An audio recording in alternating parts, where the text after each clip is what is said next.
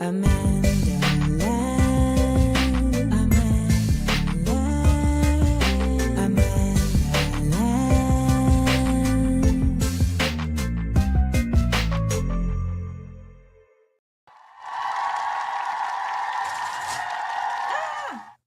Welcome, good morning.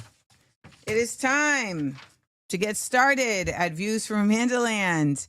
How's everybody doing? It's Monday, so, there's that. Thank you for waking up on the right side of history. Boy, do we got a lot that we've got to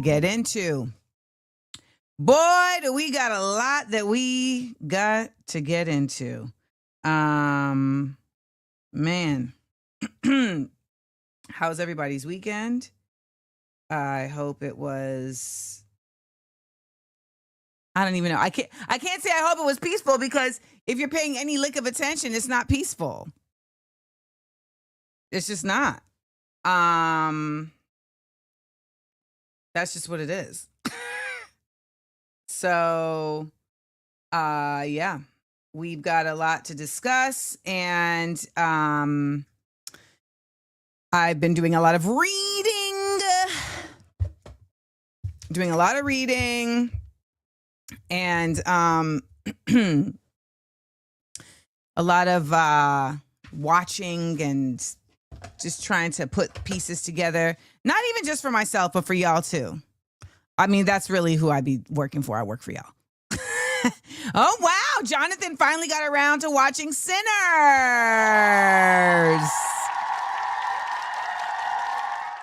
We love to see it. Good morning. Top of the morning to you, Reese.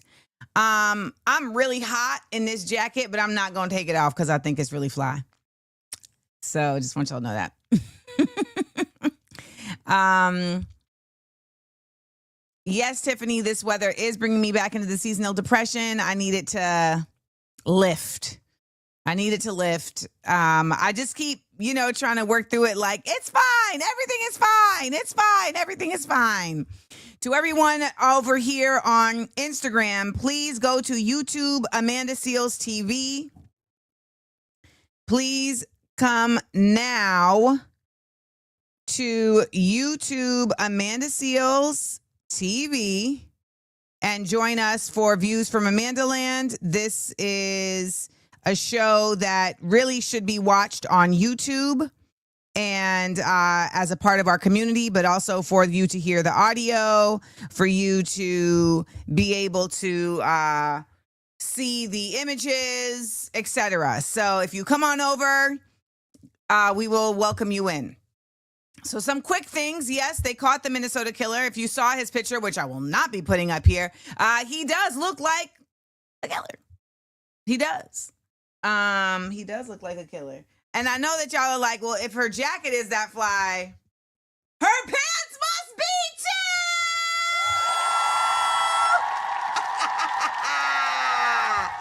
too. You know it. Okay. Welcome, Kara Staunton. Kara came over from Instagram. Y'all know what to do when people come over from the other apps. We welcome them. We say hello. We welcome them into the group. All right. We welcome them into the group. So shout out to Kara and Adrena, who came over here. Adrena been over here, though. Adrena been over here. But we are here, as always, Monday through Wednesday, 10 a.m. Eastern, bringing you news and truths by any joke necessary. Can I just say real quick? Well, maybe I'll save it for my PSA. I'm going to save it for my PSA. Let me write it down so I don't forget it. Because it really was like, oh, wow. Oh, wow. Yes, Richla, I inspired you to get matching sets. I appreciate you. So if you are fearless in your fashion and you don't have a matching set, then what are you doing? They found him in the woods. He was alive with a rubber mask, and he looks more than... Yes, he does. He looks a many thing. And you love how Elon Musk tried to say, like, oh, these leftists, they're so, sir, that man's roommate was like, he definitely voted for Donald Trump. Definitely.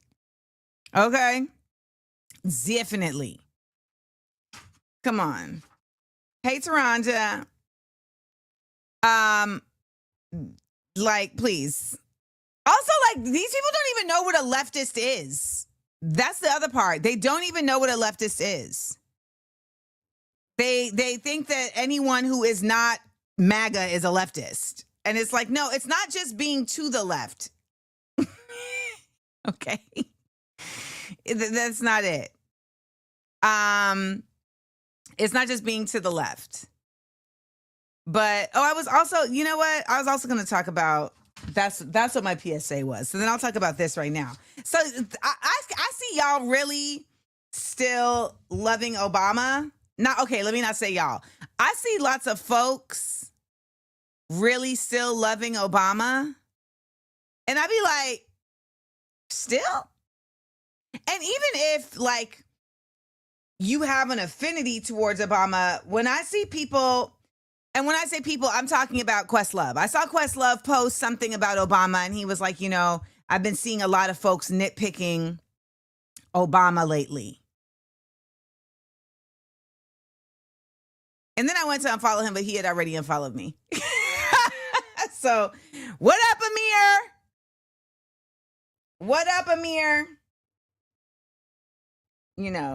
But Amir never invited me to. I mean, I know I've known Amir for a very, very long time, but he never invited me to his little game nights in LA. I wasn't cool enough, so he probably thought I was going to show up and start talking about Palestine, which I was going to do.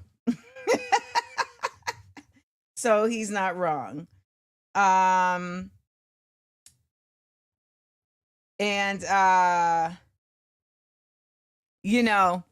don't know how at this point in this time people are still calling, like a friend of mine is still like, but Obama and Michelle are my forever FLOTUS. And I'm like, why?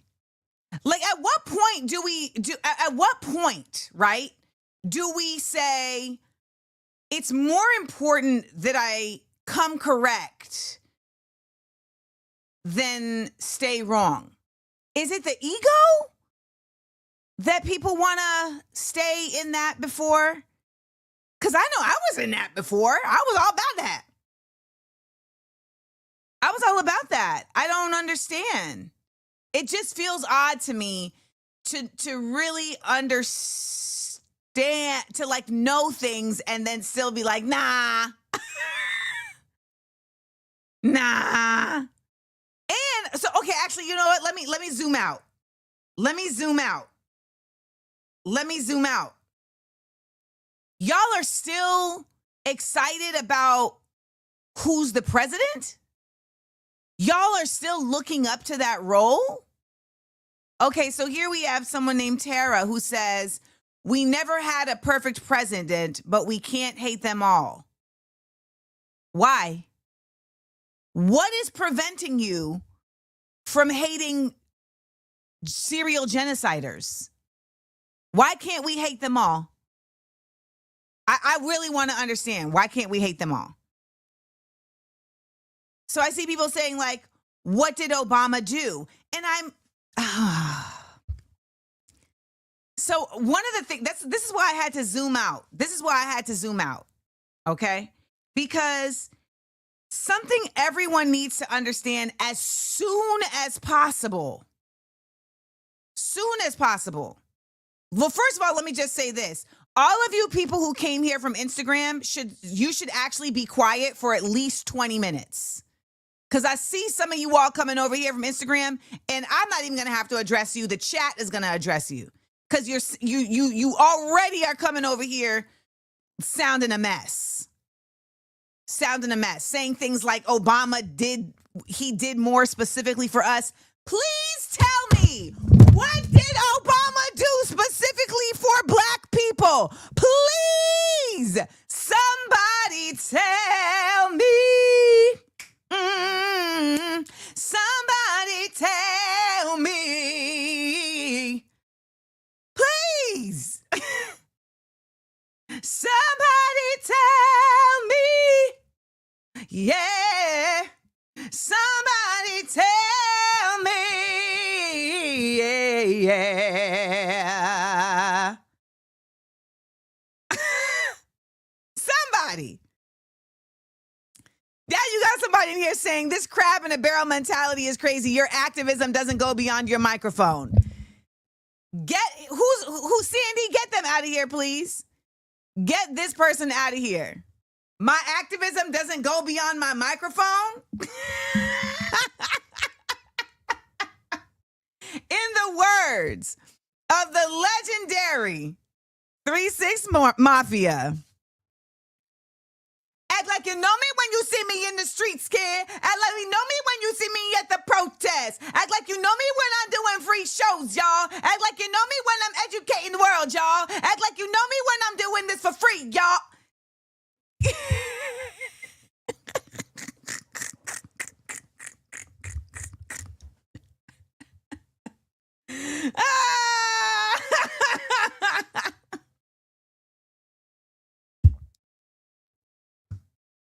Woo!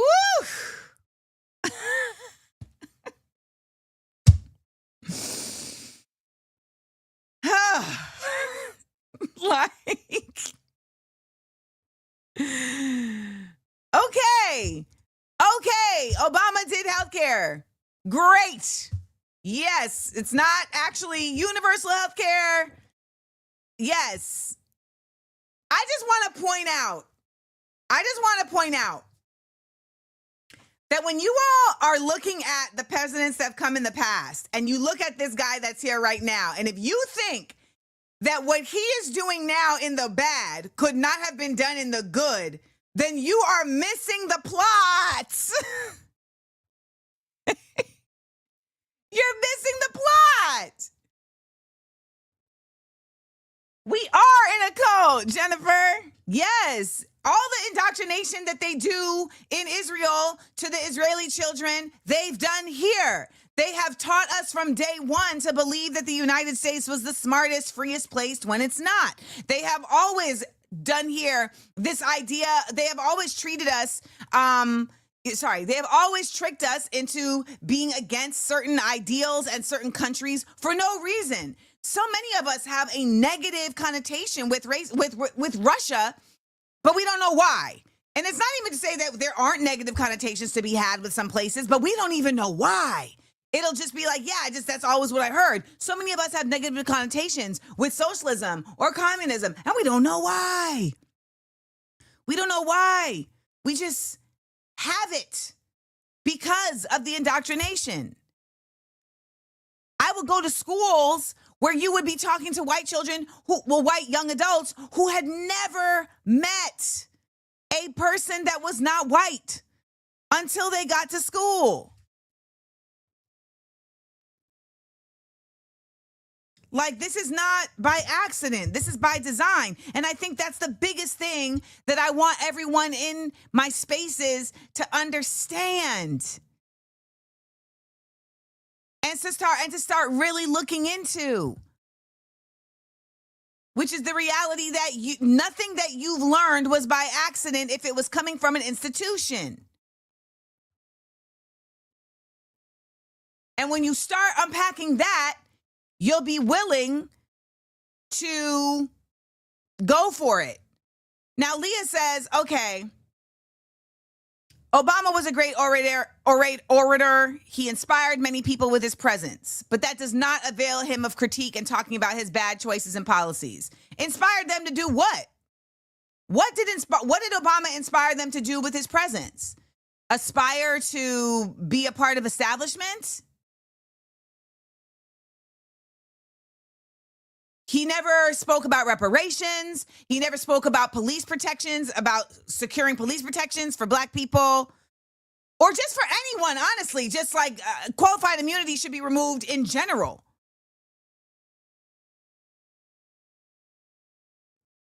He said we couldn't have Medicare for all because the insurance companies provide jobs. Like, what are we, like, at some point, your politics has to come beyond identity. And that is what so many of us are stuck in. the identity politics, which literally is just, oh, because they look like me. Representation is not a generic concept. So should we be proud that Clarence Thomas is on the Supreme Court? Should we? At some point, you have to ask yourself, what am I actually proud of? Because a lot of y'all look at the president like you would look at a king. And then, you say things like, we were so proud of him being the first elected Black president, he got a pass.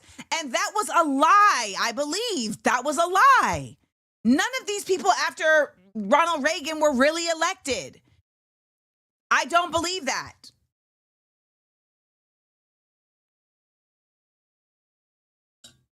No, Allison, it's not about that Obama was articulate. It's that Obama is handsome. That's what it's about.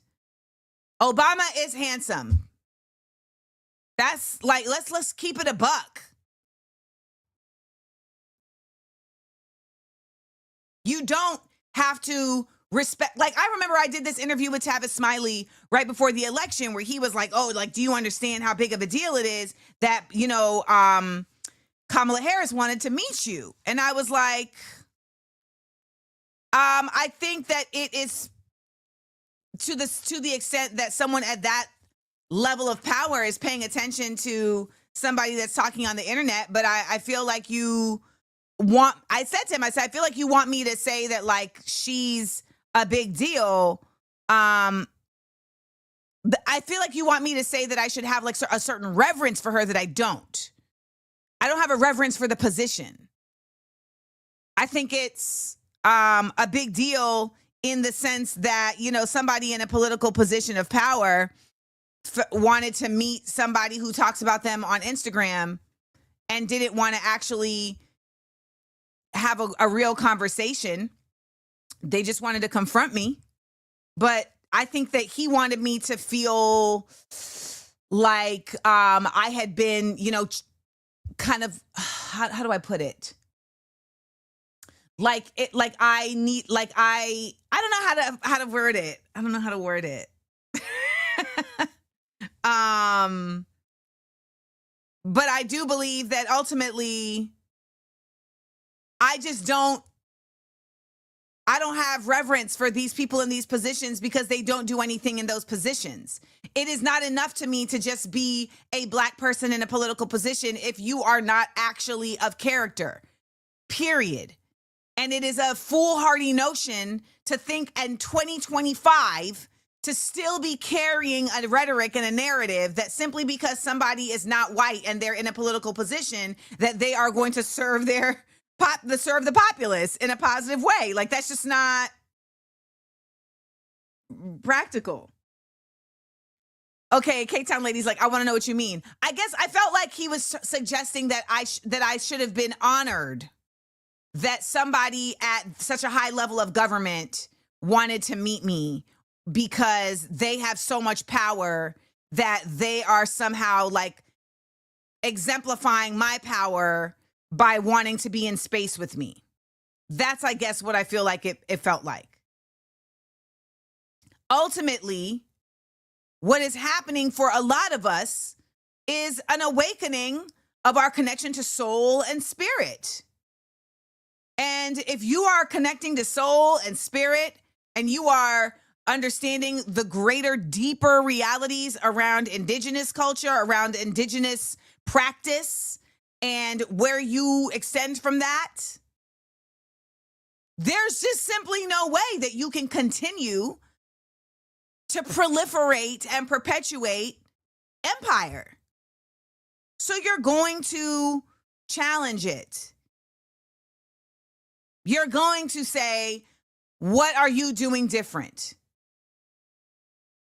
And when people constantly suggest, well, if you have so much to say, why don't you run for office? I ask them, what office did Malcolm X hold? What office did James Baldwin hold? What office did Fannie Lou Hamer hold? What office did Nina Simone hold? What office did Ella Baker hold? What office did Martin Luther King hold? What office did Gil Scott-Heron hold? Because these are the people who have influenced me. What office did Coretta Scott King hold? And then people will say, well, you know, you leftist this and you leftist that. Many of the great Christian leaders, Black leaders of this time, were also leftists. Like, Malcolm was a religious leader. I don't know if y'all forgot that. Yes. Coretta, Martin, Reverend Shuttlesworth. Yes. Desmond Tutu. So, just saying.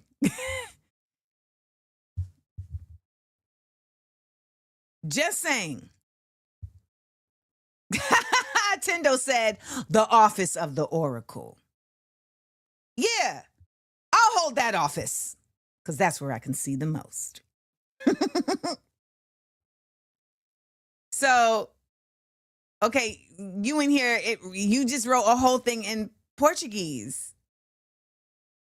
How? I don't understand what that says in Portuguese. This is what Portuguese sounds like to me.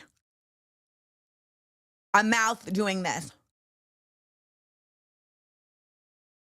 Rachel, listen to last night's Small Doses podcast. Small Doses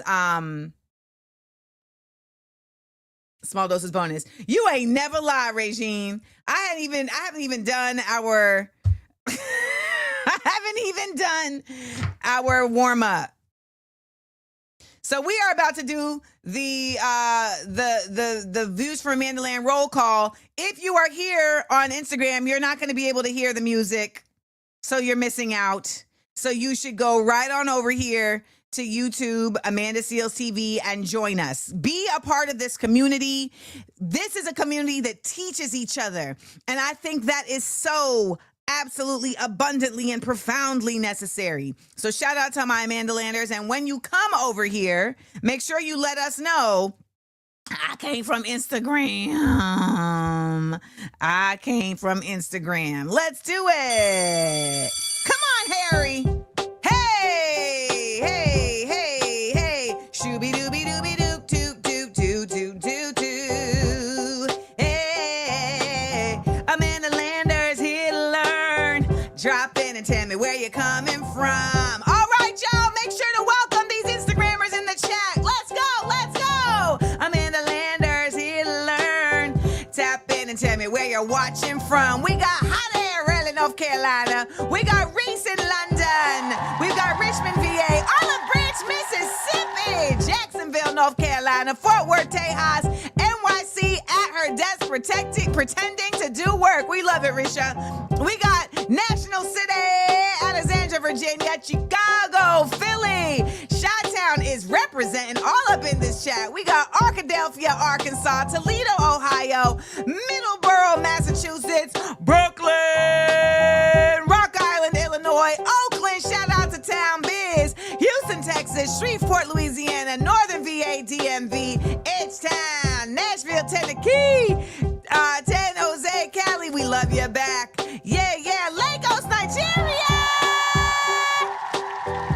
That's some egg on my tongue. I'm sorry about that. Y'all, Mesa, Colorado. We got Newark, New Jersey, Brick City, Sugarland, Tejas, South African in NYC this year. We got Manchester, UK, Richmond, Virginia, Michigan in the thumb of the mitt, Montgomery, Alabama, East Orange, New York, Coletta and Fort Pierce, Florida, Addis Ababa, Ethiopia's watching the show, Boise, Idaho, Canada, Seattle, by way of Instagram. We love to hear it. Rated Lafayette, Louisiana, Baton Rouge, Louisiana, Dallas, Fort Worth. Hey, AmandaLanders here to learn. Thank you for telling me where you're watching from. And big up to all of our international viewers. We got Discovery Bay, Jamaica,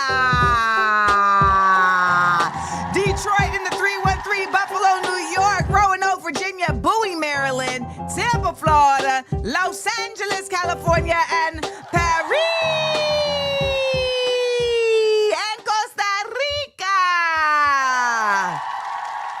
Toronto, Bangkok. Wow! I think that's our first Bangkok. Right? Is that our first Bangkok? I think that's our first Thailand, y'all. Let's see. Let's go to the map. Let's go to the map and see. I think that might be our first Thailand. It is! Yay! It's our first Thailand! Wow! That's so neat. That is so neat, y'all. We are worldwide. Look at us. I'm so impressed by us. I love us. I just want you to know that I'm so dedicated to this jacket that my titties are sweating and I'm not going to take it off. I'm not going to do it. I'm not going to do it. I'm not gonna do it. Okay. I'm not. I'm committed and can't nobody tell me nothing. Okay. Can't nobody tell me nothing. Yes, I still do my podcast. I've been doing Small Doses podcast for 7 years. For 7 years. I am having a personal sauna. We'll just call it an opening of the pores. Yes, Kimberly. It's just a little moist, So I want to remind you all that we are here 10 a.m. Eastern. And if you want to get more of the dope monopeness, make sure to come and subscribe to my Patreon. Excited to shout out all my Patreon folks. My Patreon folks got to see my belt test for Taekwondo live. All right? Live. That's what happens over at Patreon. Like we have the politics and then we do the book club and whatnot, but you also get to get a peek into the life of Amanda. So I am actually going to be adopting 2 new kittens, and my Patreon is going to get to be on live when they are unveiled. So if you want to see the softer side of seals, come on over to Patreon. Okay. Come on over to Patreon. All right. So is it time for our word of the day? I think it is. And I don't know about y'all, but I watched the Peewee Herman documentary. It's rare that I watch a documentary and I dislike somebody by the end of the documentary. Have y'all ever had that situation before? I've never had that before. I've never had a scenario where when I started a documentary, I liked somebody, and then by the end, I didn't like them no more.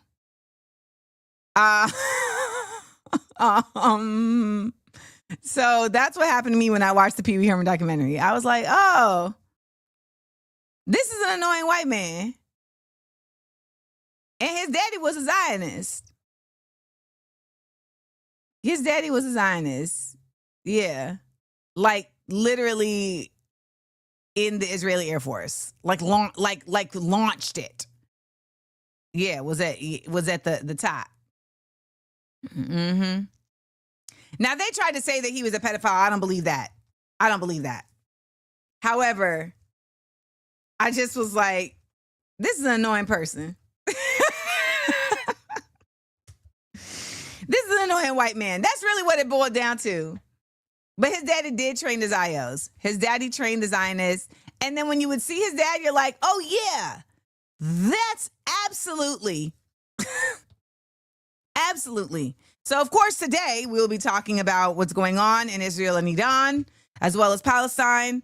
We are also going to be talking about what's going on in LA. I'm also going to talk about why you can't trust Al Sharpton. Reason number 5,262. Okay. Reason number 5,262. So we'll get into that. So I will say that Pee-wee's Playhouse was my kind of show because I'm a weirdo. So they, I was a fan, but, he was just not, I like Peewee. But it was more so like the actual person. I was like,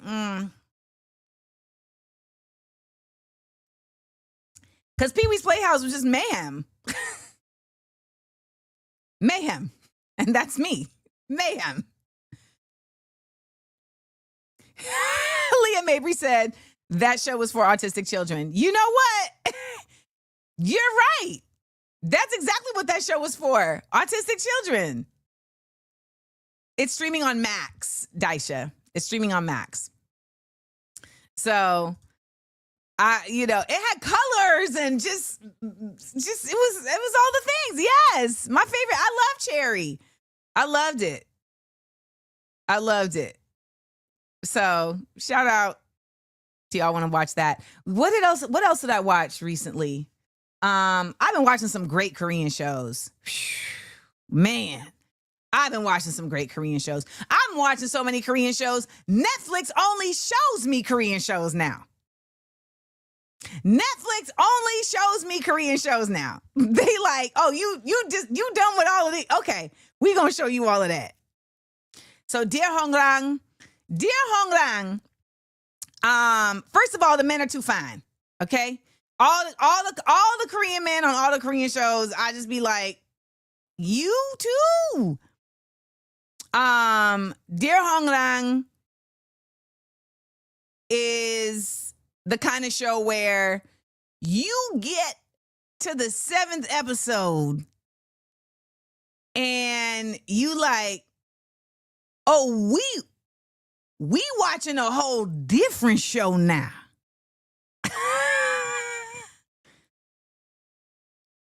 We watching a whole different show now. The show that I've been watching for the last 7 episodes is not the show we're watching now. That's the kind of show Dear Hongrang is. One of them kind of shows. I took a picture of myself because I realized that my face had been frozen at the plot twist for like 3 minutes. And so I had to take a picture of myself because I definitely was like, yes, Fatima. Them Korean men be tall and fine. Tall with a high cheekbone. Okay. And they the indigenous folks over there, they tall with a high cheekbone. I know that folks, everybody in every culture is like, oh, our men are toxic because men are toxic. Men are toxic. But if a Korean man with either a non-toxic or a deceased mother comes to holler at me, I'll use Google Translate.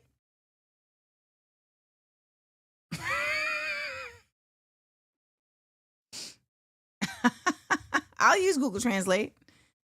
Someone said, y'all supposed to be pro-black. I am pro-black. I want to see the elevation of black people. I want to see the empowerment of black people. I want to see all the things.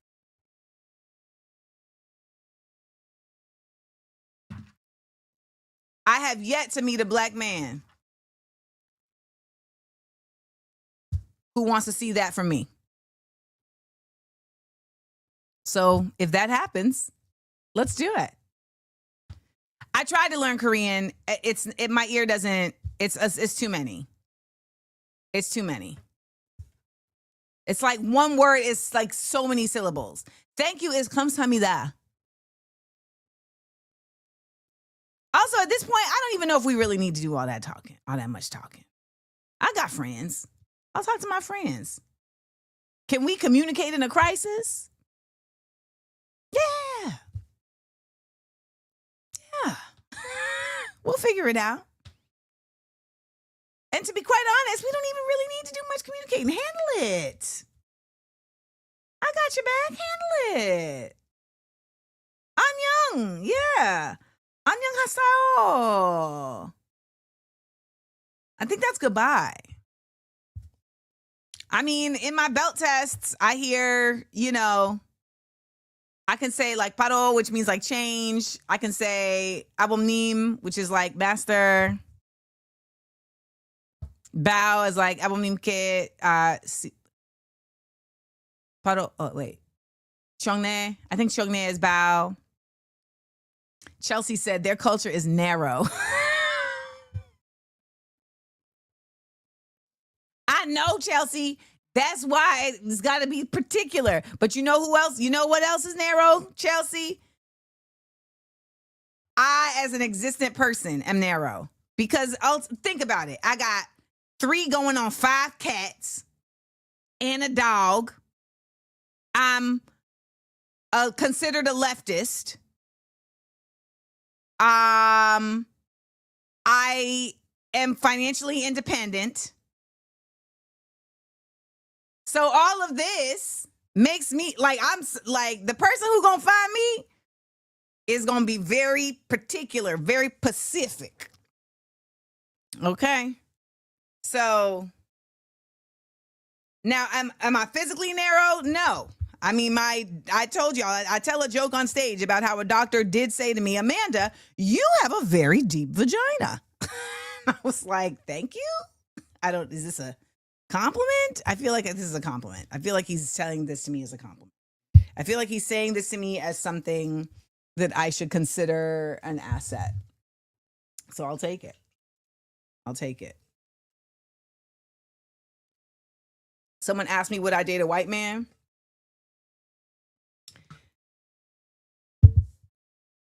In order for me to date a white man, the only thing about them that's white has to be their skin. Like even their, like literally their entire, like they need to have a black booty. Like literally, they need to be built.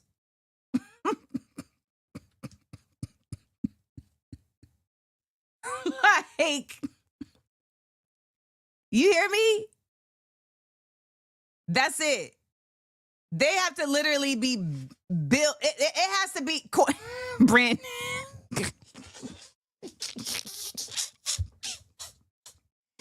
Brandon said corn-fed. Corn-fed. Yeah. I'm not even the obvious. I mean, y'all are like, he has to be a high quality white. Like to me, that's a given. That's a given. Yeah, it's like they built. Yes, Kara, like built black. He just came out white. Like to the point where you're almost like, is he albino? Like you know, like you're trying to, like you're trying to rationalize in your mind, like I don't know. I don't know. Like, I don't know. And there would have to be such an extensive track record. Like such an extensive track record of, yes, Swanky Angelo. Like he literally would have to be like white passing. Like that's essentially what's happening here. He's just white passing. There would have to be such an extensive track record of high quality white behavior.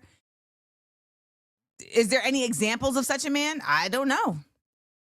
I haven't been looking. Because I won't take a reformed white. You can't be a reformed white. It has to have been from jump. You had to have come out the womb and it was low key like you were reincarnated in a white body to carry on the work that you had already done.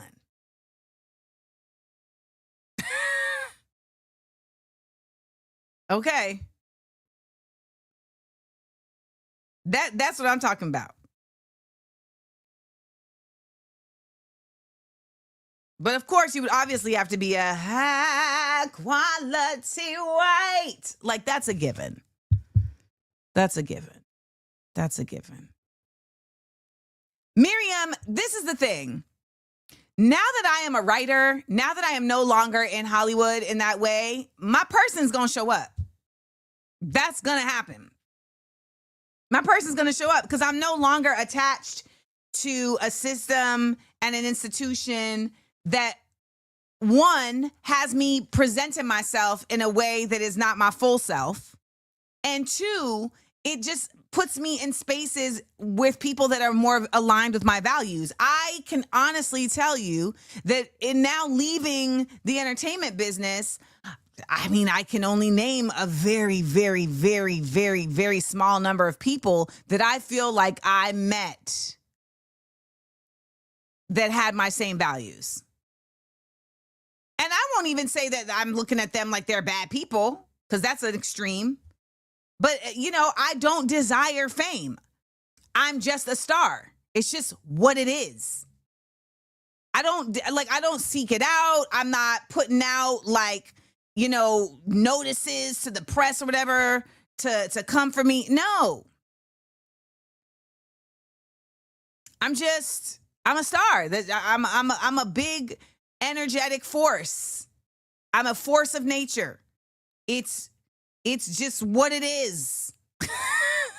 I remember when I was in college, how do I feel about Bill Burr? Bill Burr is married to a black woman, a very black woman. Shout out to Nia. When I was in college, I had a professor, an acting teacher. She was our voice. She was our speech chair. No, speech. She was speech. Yeah, Dana. And Dana had pulled me aside and she was like, listen, you are always going to be singled out. So the sooner you grasp this, the better off you'll be. And I was like, what do you mean? And she was like, if you're in a room with a bunch of people talking, you're going to be the one who gets in trouble. She was like, even if you're not the loudest, you're going to be the one that gets in trouble. And I was like, why? And she was like, because your energy is a pull. Your aura is bigger. It's loud in a way that your voice doesn't have to be. So she was like, you need to eventually, like, you need to grasp that. I was like, you know that meme of the little black kid at the kitchen table.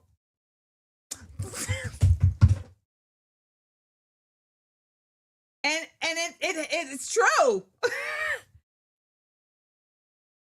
It's true. Hey, check this out, Danielle. Don't tell me what the fuck to do. Check this out, Danielle. Don't tell me what to do. Yeah, we got a lot of news to get to. And I got a lot to get off my chest. I don't need you to keep me on track. The fuck?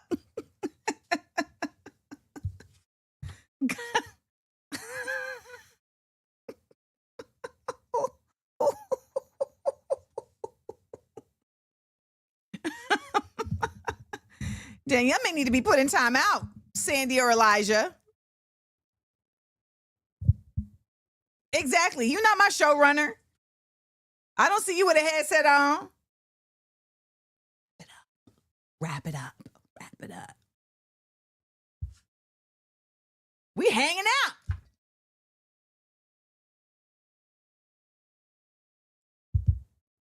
Whew. Sometimes people be really above their pay grade. Sometimes people be above their pay grade. Like, I really be like, so, like, I was on the bus and there was a young lady who was like, really like, she just kept like giving suggestions. And I had to say to her, I said, you know, that it's above your pay grade. And she was like, no. She's a younger person, so I understand. But it's like, sometimes I how do I put this?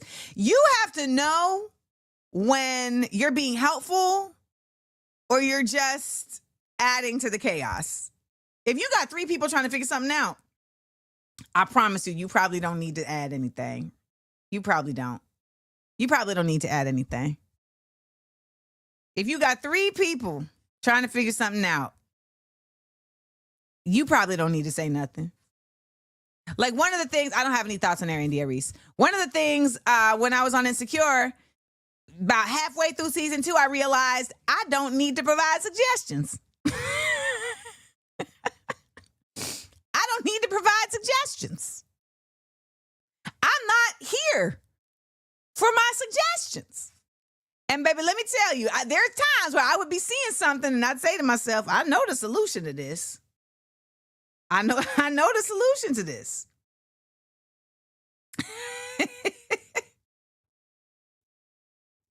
And I would keep my quiet. You know why? Because it's above me.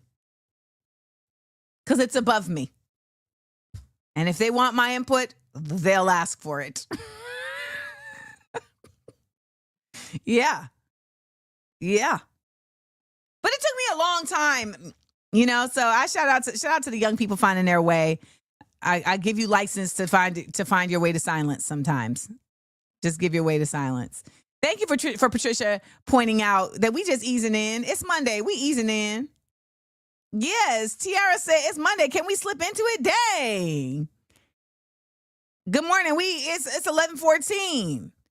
Here are views for AmandaLand, your news and truths, biting joke necessary. If you are on Instagram and you want to have this show, if you want to experience this show the way it's to be experienced, then go to Amanda Seals TV on YouTube. Go to Amanda Seals TV on YouTube. Bonjour, Melissa! Bonjour! Bonjour! Okay.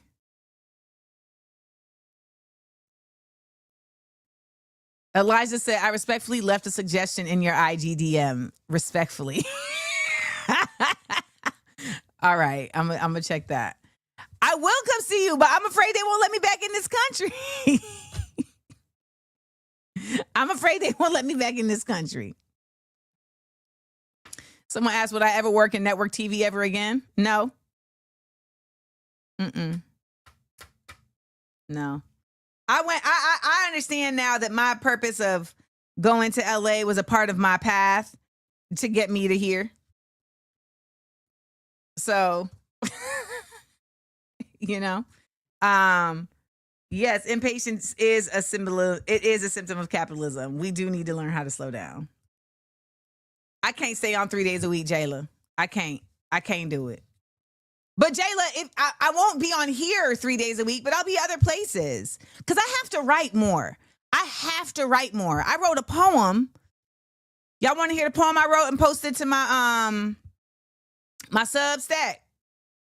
Y'all want to hear my poem? Y'all want to hear my poem I posted to my Substack? Why am I saying it like that? Y'all want to hear the poem I posted to my Substack? Sometimes I be cracking myself up. To my Substack.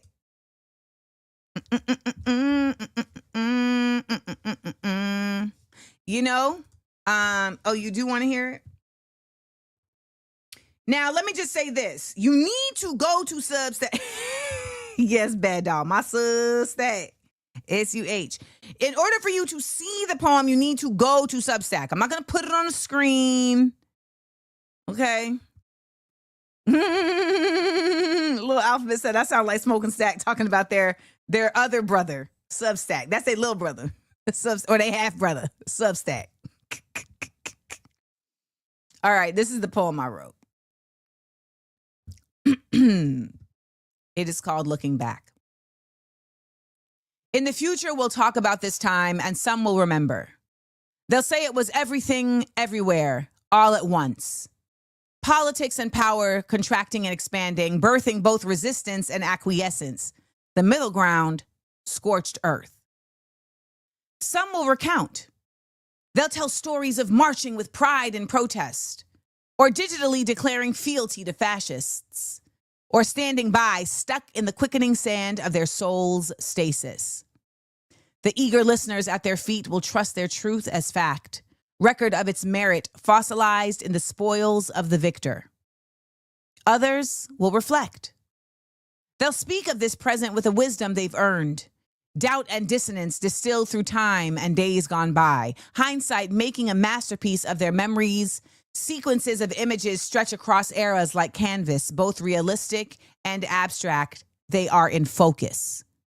their details having been dissected through a lens magnifying the then against the now. What they remember will be based on the volume of our voices. What they recount will be determined by the narrative we define. What they reflect on will be mirrored by the efforts of our values to exist in our choices. The resistance is recruiting.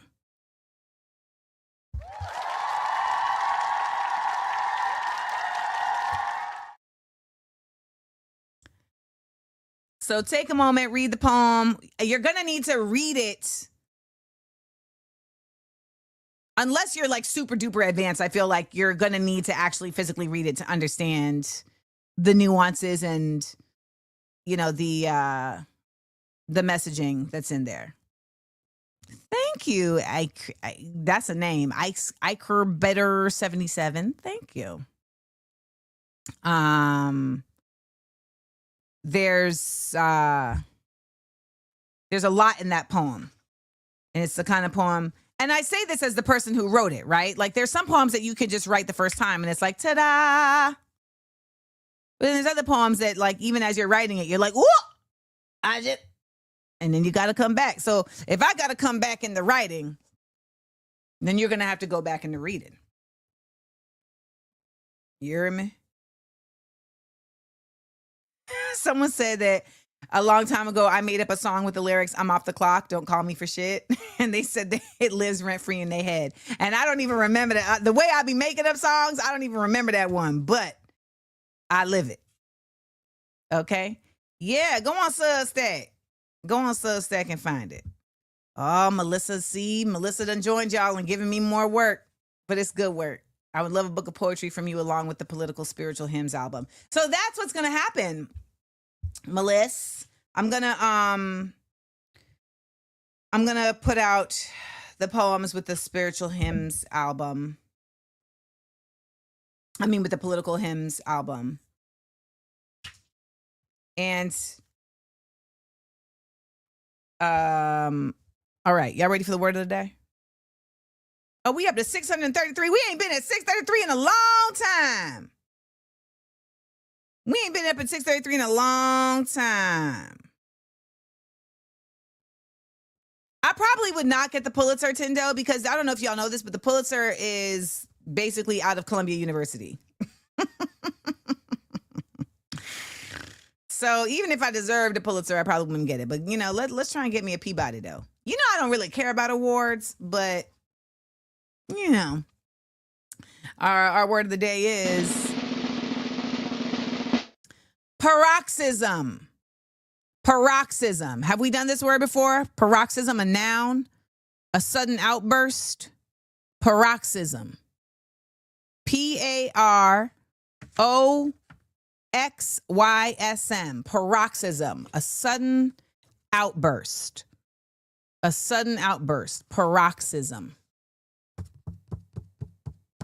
Paroxysm.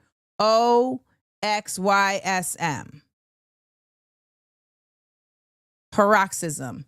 Let's use it in a sentence. It's a sudden outburst. If you're in your car listening on the podcast, yell that sentence out. A paroxysm. My mom growing up would just randomly have a paroxysm, and it became something that I also do. Like, I'll just be like, ah!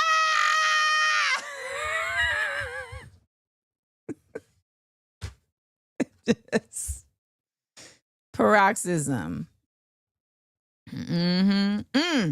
Nia said the shoe paroxysm from the reporter at the press conference lives rent-free in my mind, baby. When that man threw that shoe at George Bush, I have to tell you, though, that's how you know George Bush is a good old boy. The fact that he would just be able to just lean with it, rock with it like that. LOL, Melissa says she remembers. Y'all, me and Melissa grew up together in gymnastics, so... Jamia say your mama do that? Yes. My mom, like you. So then, you know, when I was with my ex, like my mom would be visiting us and you would just hear it in the other room and he'd be like, is she okay? I'm like, yeah, it's a paroxysm. John C says no one witnesses paroxysms as much as Hell's Kitchen contestants. Facts. The Bad Doll said the king reacted with a paroxysm of rage, ordering immediate retaliation. Off with the heads! Oh, yay! She's 6? Where does the time go? The artist CB, is there an inherent positive or negative connotation to the outburst? With my mom, I don't know. I don't think it's negative. It's more so just like a release. It's literally like a tea kettle, just like boiling over. Desiree says, can y'all use the words in a sentence, please? Okay, Little Alphabet said, the paroxysm I experienced this morning when I read that Virginia hospitals are no longer required to provide care for unmarried women or Democrats, among others, had the family running in to check on me. Say what? Where's Rolando? Find out what?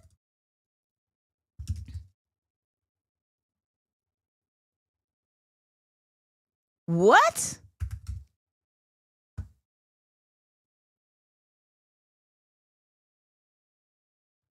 VCU.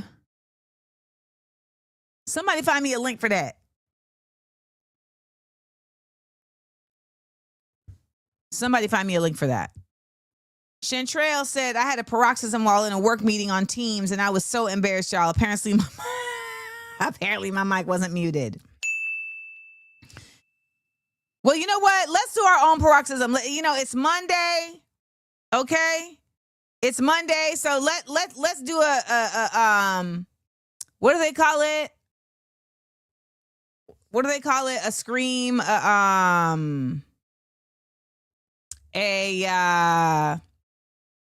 can't I think of the word right now? What do we call it? Why can't I think of the word? I know y'all have it.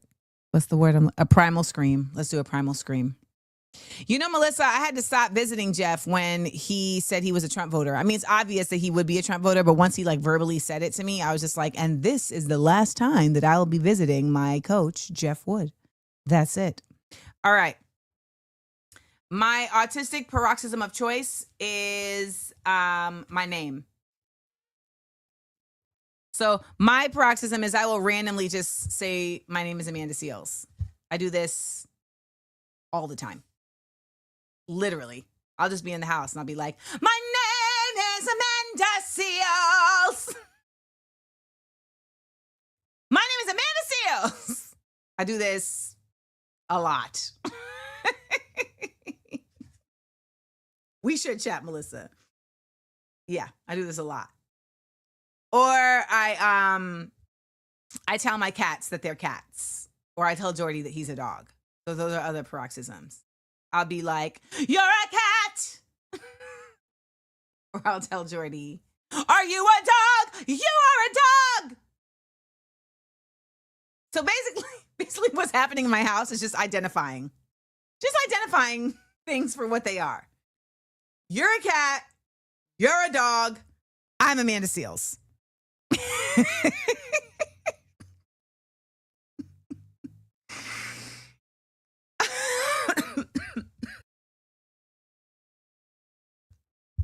So let's do our primal scream. And no, I'm not going to mute myself. Instagram, you're just going to have to hear it. Y'all ready? 1, 2, 3.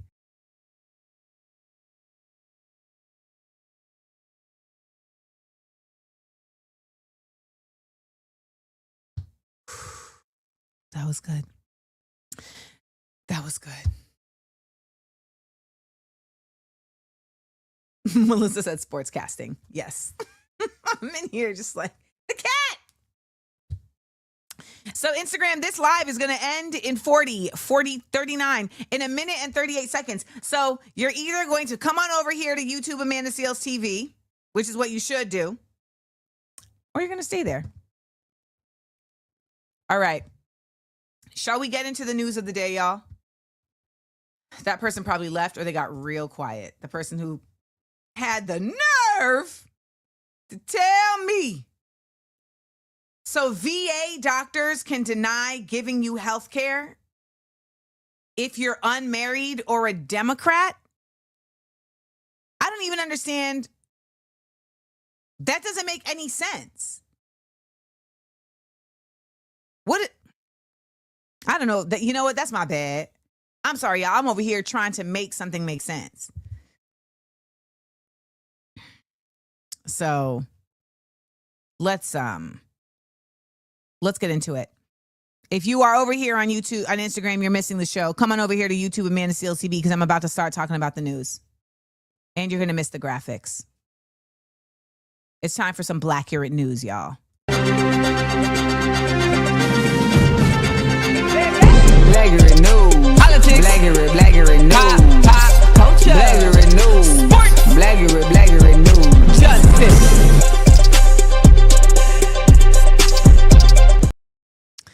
All right, so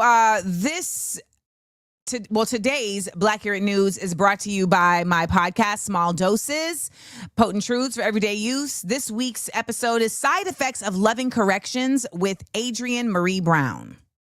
Really want to love someone, you have to learn to love the things that could annoy you and like see them as like loving acts. There's like sticky honey on the side of the jar. And Sean Godari talks about that. She's like, and I can just be like, my love just leaves that. That's how I know I'm with someone else.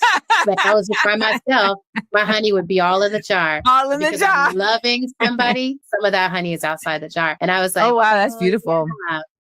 Right. So there's these ways of holding it. And now I feel that flowing through my life and who I choose to let close to me, who I spend time with, who I invest in enough to give correction or give this kind of attention to, is I'm like, oh, I'm no longer in friendships or relationships where I'm like, we keep cycling the same thing over and over again. And like, neither of us can course correct each other to get out of this loop. We're just in it. So I'm like, I don't do that. I don't keep circling. I'm like, it's time. I'm going to go over this right now. Make sure you go and check out the latest episode of Small Doses Podcast, Side Effects of Loving Corrections, wherever you get your podcasts. All right, so you and I and all of us know that it has been a long weekend of a lot of things happening in terms of Israel, in terms of Iran, etc. And so we are going to get to that. But first and foremost, I would really like us to talk about what's going on in the mayoral election here in New York City. And I think it's really important to show how you have certain individuals that are affecting how this goes that ain't even a part of it, which we always know is the case. But Al Sharpton is one of them. And I want to do a segment on why we should not trust Al Sharpton. So first of all, let's point out the fact that Al Sharpton is the same man who I want to say was as recent as even last year, went on a tour to promote protecting menthol cigarettes from being banned. Do you remember that? Remember when Joe Biden was going to ban menthol cigarettes?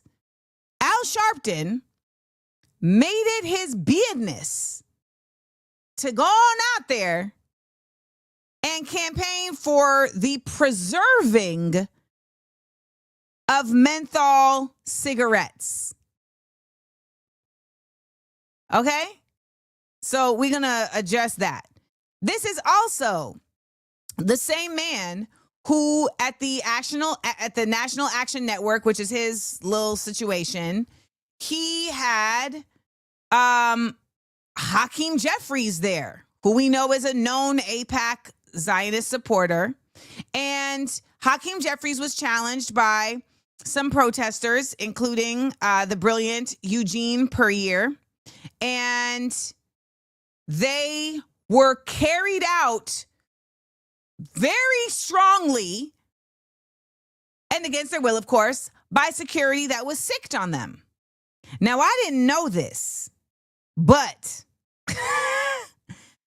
the National Action Network had actually made a video in response to my having issues with that, in which they basically said, like, well, we invited you and you didn't come. Why am I coming real situation. Why do I want to come and hang out with y'all?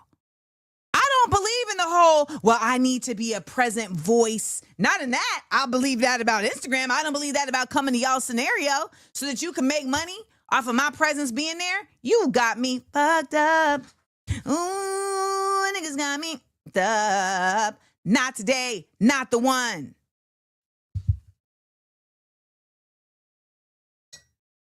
No.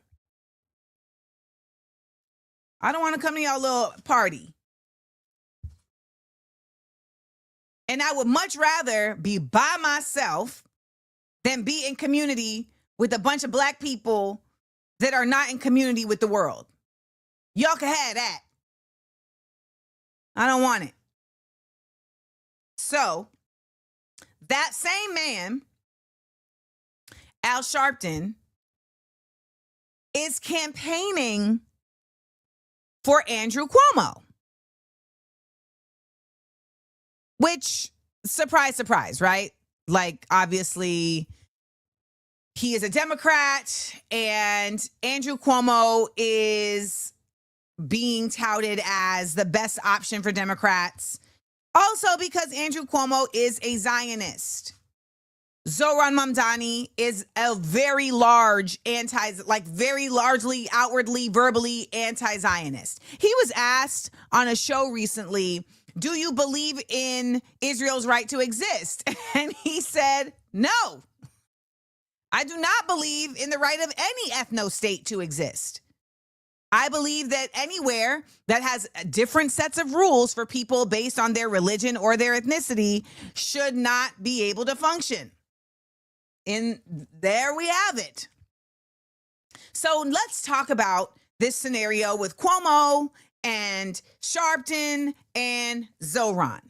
Now, I had the great Linda Sarsour on my Instagram Live this weekend to explain it to us. So I'm going to sum it up for y'all real quick.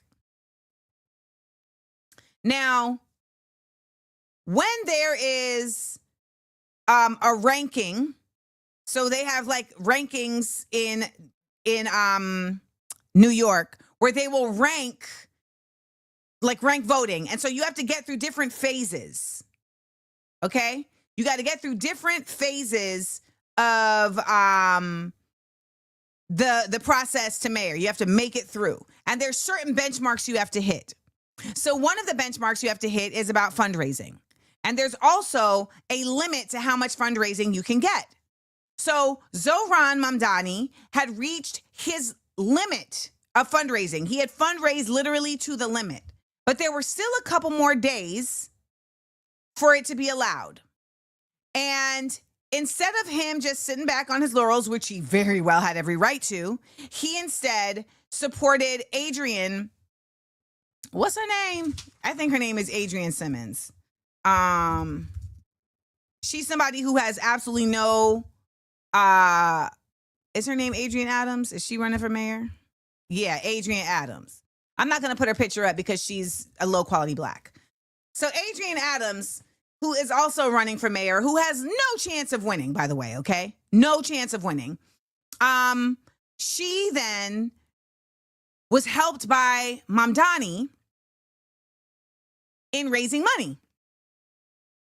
So Mamdani did a video with Adrienne Adams to get her over her fundraising.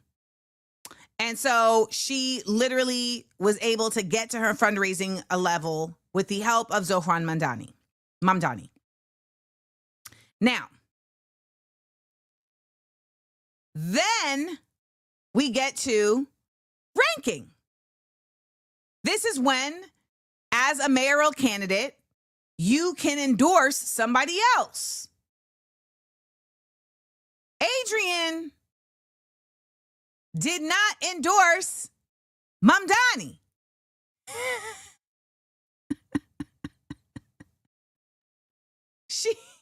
When they asked her at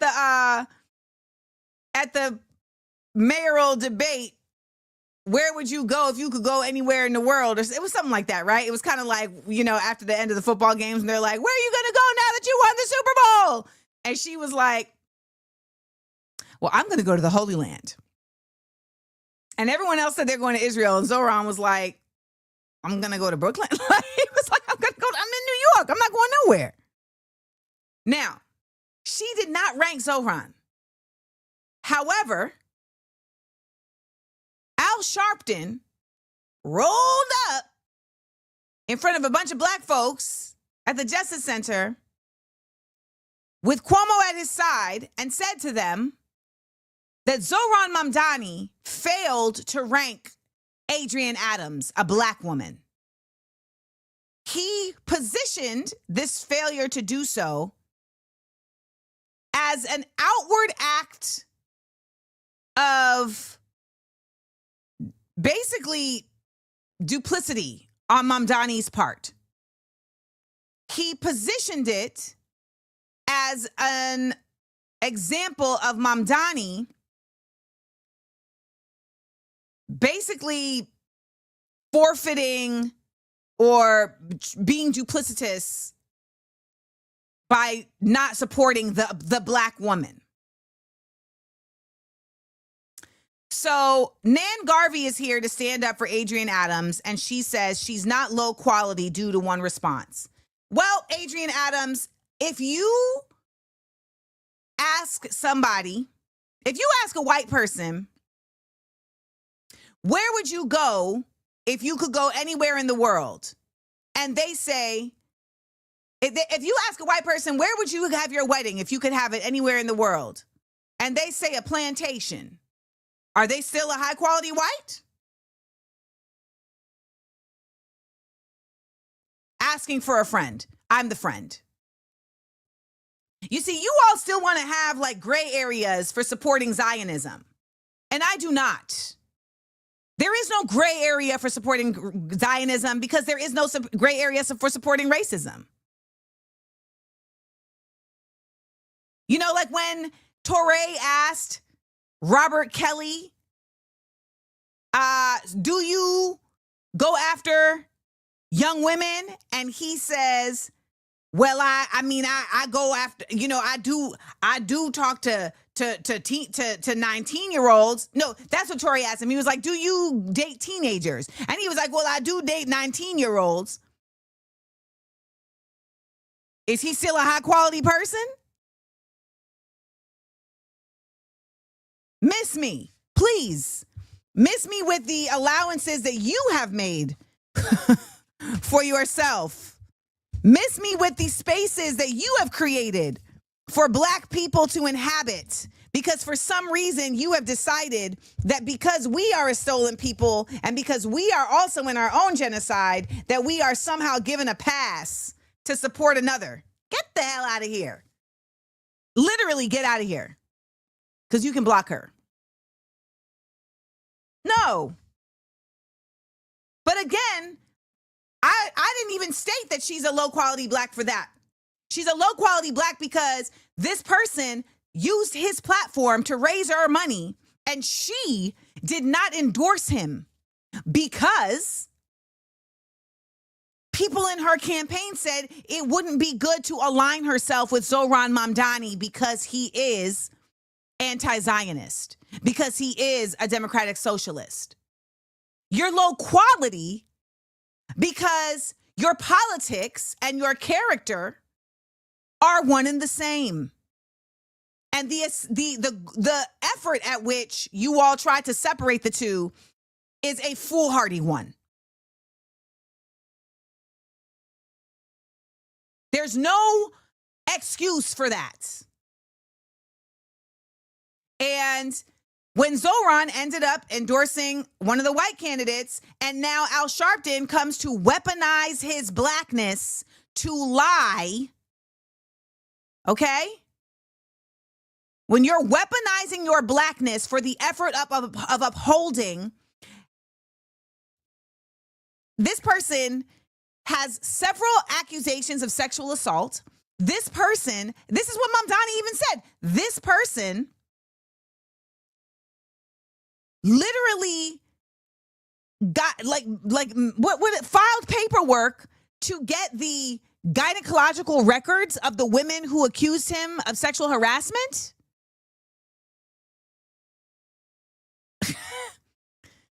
person lied about individuals that were losing their lives in nursing homes during COVID. This person literally had to resign based on their merits being called to question. That's who Al Sharpton is endorsing? And that's who Al Sharpton is using his blackness to lie in favor of? Miss me with that. Miss me with that. Andrew Cuomo should not even be allowed to run for mayor, let alone be endorsed. Furthermore, have slander thrown at another candidate in a dubious fashion that is not accurate. And then this sister, if she don't come out here and say that's inaccurate, then she is with it too. And that also makes her a lo-fi black. Just because y'all out there have very loose and flexible standards to how you view character, how you view morality, how you view ethics, that ain't over here.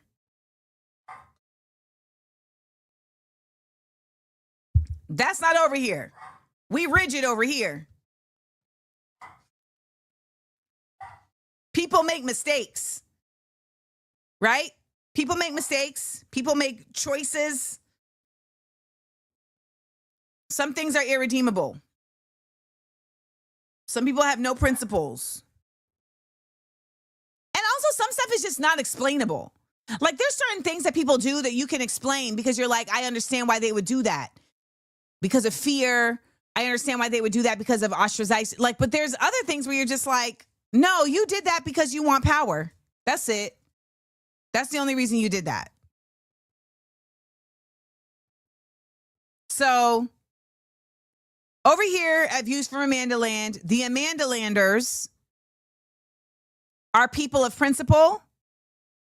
We also are people of redemption and atonement. And we understand the necessity of both of those things. But we are not folks who are going to sit here and let people slide, particularly who are pursuing public office. And I think that's a very important part of this that we need to acknowledge. The person that the people that we're talking about are pursuing public office to be representatives of us, the people. So if they are doing that, and before they even get in the office, they're being loud about their ways, then why would I allow that to be okay? And let me also remind you, you have other people who say Amanda Seales is idealistic because, you know, she is wanting our government to operate differently and she's expecting it to operate differently. Well, tell me this. When does it operate differently if we don't make demands of it to do so? I just want to know that. Because I feel like that is a cop-out for not even the government, but that's a cop-out for you to actually hold some standards. Because it's the same way I see people say, well, they just get in a bag as an excuse for literally any action. People will excuse anything for their just getting their bag. This person sold their children. Well, they just get in a bag. Well, let's, come on. So I make demands of the world that I hold myself to and that represent a world I want to live in, knowing full well I won't even get to live in it. But the louder that I make that demand, the more likely it is to reverberate. And if you don't know, a reverberation is an echo. It is a repetition. It is a repetition. And I say these things and I commit to them and I repeat them and I am redundant because the more you repeat it, the more people will hear it, the more effective it has at remaining in the atmosphere and at then also being echoed by others. Got it? That's our Black Accurate News. If you're in New York, do not rank Cuomo. And I don't endorse candidates, but I'll definitely tell you who not to vote for. Which is why when people are telling me that I said don't vote for Kamala, I'm like, no. Because I never said that because I didn't say that. I said don't vote for Trump. I absolutely said that. Do not vote for Donald Trump. I said that loud and I said that clear. I said that clear and I said that loud. And then people are like, you're gaslighting us. No, you're gaslighting me. You're trying to tell me I did something I didn't do. I didn't tell you not to vote for Kamala. So if you want to say, well, you influence people not to vote for Kamala, that's also not my control. If me sharing information about somebody that is honest and true information has influence on people, then that is so be it that. So basically what you're saying is don't share honest, true information because you might influence people to make a decision of their own. Man. AmandaLand. 60-second headline. And I run down some news right quick. Run it down, mama. Put us on. Sorry. I had to get into the next segment. Again, all you people watching on YouTube, on Instagram, because you are not watching on YouTube, you are not hearing the show in its full dopeness. And yes, Psalms 91 Customs. All I did was encourage people to think for themselves and demand more from Kamala. That is what I did. And people feel like you telling them to think for themselves is a diss, for the record. I just want you to know that. There are some people who feel like you saying think for yourself is you being disrespectful or you being mean or you being deflective, etc. So we're in a world of opinions. A world of opinions. They said the same thing to Mark Lamont Hill. But they always going to come for black women more than they come for black men. Black people will come for black women more than they come for black men. That's just kind of what it is. So shall we get into our 60-second headlines? Our first story, Izzy, is in its FAFO season. So unless you have been living your best life somewhere and not paying attention to the news, do you? This weekend, Iran responded to Israel's flagration let me just take a moment to address this. So now we don't have Kamala. Palestine is in worse shape, and now this country's on fire. So whose fault is that? Whose fault is that? Is that the fault of Kamala and her team for refusing to take any measures to expand their campaign and actually include their constituency? Is it the fault of the individuals like yourself who felt like the best effort is to ignore all of those people, to silence intellectuals like me, and to simply just force and shame people to vote for a candidate blindly? Or is it the fault of those like myself who felt that the most effective way to possibly get a win is to engage people who actually fight, not people who simply donate? Because that's what I think a lot of you all are missing here. You don't even know the full scope of who exists here. So you can't even properly argue your point. How many of you have trans friends? How many of you have Palestinian friends? How many of you have even Arab friends? How many of you have working class friends? How many of you are in a union? How many of you have voted in every election? How many of you organize? How many of you have protested? How many of you boycott? I don't think anybody who feels this way, like this person, said yes to all of those. You know who did? Amanda Seals.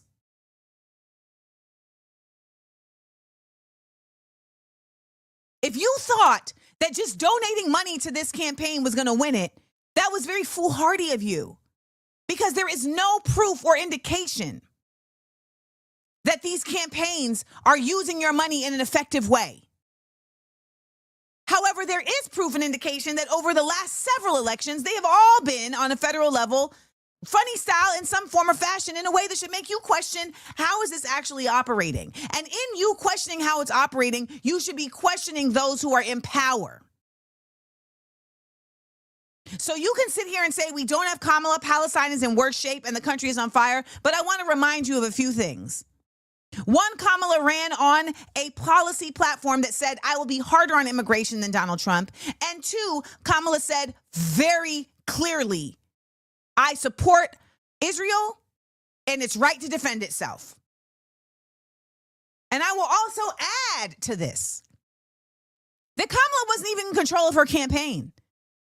It was a bunch of white Democrats who, after the campaign, went and had a retreat and then released the notes from the retreat. And in those notes said very clearly that they feel like the problem with the Democratic Party is that they are paying too much attention to small donors and that it's also too leftist. The same party that suggested and had her going out and campaigning with Liz freaking Cheney. So if you're going to make these types of statements, I want you to be prepared to be embarrassed in your ignorance. Let's talk about it. So Iran said, you know, Israel, you basically have been pushing us and now we're just going to do what we got to do. And I don't want to ignore the fact that Iran's power structure and the people in power in Iran are highly problematic. Okay? I don't want to disregard that. They have been doing very foul things to their own people. So let's make sure that we keep that top of mind and we put a pin in that. I also want to point out that Iran had a Shah. I mean, they had a monarchy. It was destabilized by the United States, a CIA coup operation. So Iran got here based on the meddling of the United States. So I want to make that clear as well. I want to point out also that when it comes to the possession and the proliferation of nuclear weapons, Israel has nuclear weapons. Everybody know that. By the way, everybody know that Israel got nuclear weapons. You know who else got nuclear weapons? America. The United States has nuclear weapons. Apparently, so does Pakistan. The proliferation of uranium, the mining of it, is in existence all over this world. It's just that there is a very particular people of power who believe that they should only have the right to that power. So let's make sure we keep that top of mind. So here we are now, where there's just been this false flag presented that somehow Iran failed to comply with something that now gave Israel the right to defend itself from a non-attack. So I want to also be very loud about the reality that this was a completely offensive act on the part of Israel. They were not in any way goaded. Okay?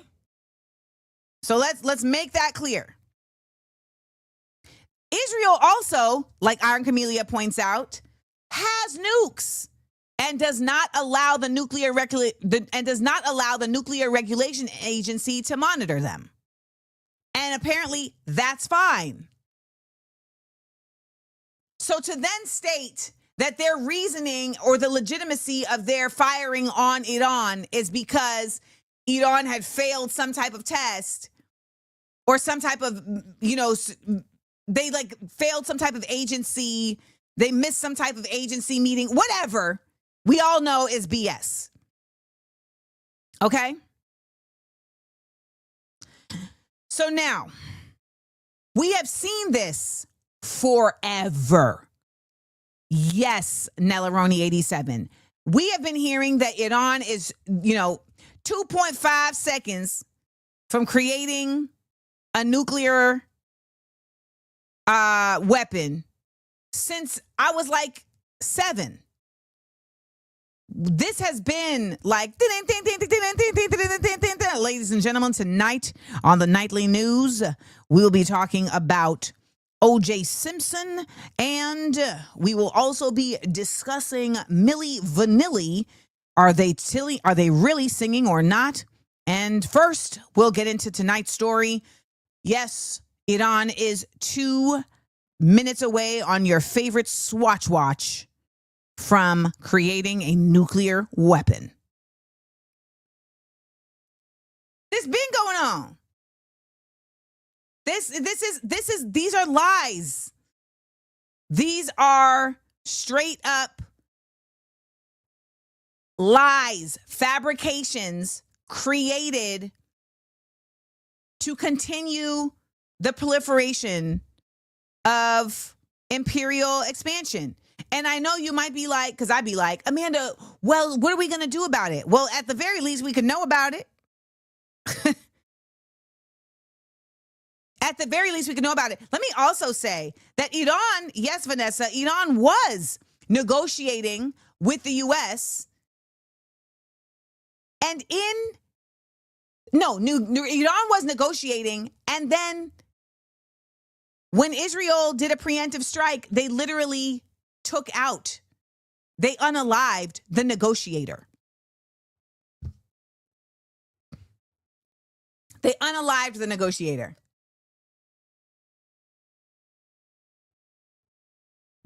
Then they had the nerve. I saw an interview with the Israeli spokesperson, or she's the Israeli UK. I think she's the Israeli UK ambassador, who said, well, the people who were living in that residential building that died, I mean, if you live in a building with somebody who is a part of this regime, then that's your fault. Melissa said, Pouton. So now Israel is getting hit. I want to remind you that Israel has bomb shelters everywhere. And I want to show you some of the aftermath of what's going on, because I think it's important for you to see what happens when the boomerang come back. So what did you say? So they're not letting journalists in? No, the dangerous place. So Okay. Well, thank you very much for bringing this. So this is the. You want me to explain it? Yes, that'd be great. Right. This is where the missile direct impact. Yes. At this building, all 4 stories collapsed. Wow. And if you turn to the left, those are not parking. Those are living apartments. Yeah. That were blasted from the shockwaves and completely destroyed. The building is completely destroyed. If you see the car, this is not a charge. Those are fragments from the blast. Stones and whatever. It just penetrated the entire thing. Wow. And so this was flipped over entirely, this car? Yeah. And if you see here. Oh, yeah. I've just seen they're on top of each other. Yeah. That's the shockwave. Oh, my gosh. So explain to me the shockwave. So the missile hits. Yeah. And then broke the building. Yeah. And the shockwave goes 360 degrees. Yeah. Everywhere. Like a spear. Wow. And then it crushed everything. If you see the building in front of you, it doesn't have any windows. Yeah.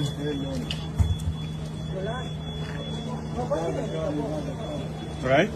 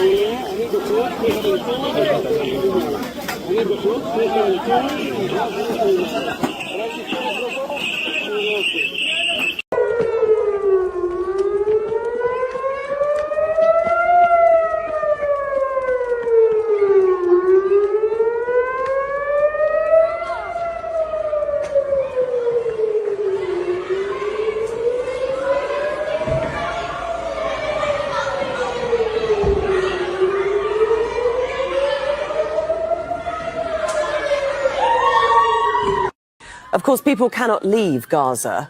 Are they able to leave Israel? No, they're not. Actually, the Israeli government, other than airports being closed, the Israeli government issued a specific instruction today saying that assuming Israeli airlines or other airlines were going to return Israelis stranded abroad in a week or so, or try and return them, they were forbidden from carrying Israelis outside the country. So Israelis can't leave Israel. I think they can leave by sea, but the competition for places on yachts and other boats has now driven the prices to exorbitant heights. Why does it have to happen to us always? Why is it always the Jewish people? We didn't do anything. Like, it wasn't us. Like, we really didn't do anything. Critics of the Jewish state would say you guys started this war by attacking Iran. No, just anyone. About 48 hours ago. Anyone who's watching. No. We did not start. No. The Jewish people, Israel doesn't want to ever do a war. The entire world is really against Iran. I don't think anybody wants them to have nuclear weapons. So Israel's doing the job, and then Israel gets all the damage after it. I'm so serious. So Melissa said, but they're showing up at Paris airport. So let me tell y'all, do you know how nuts it is that they're closing the borders and not allowing people to leave?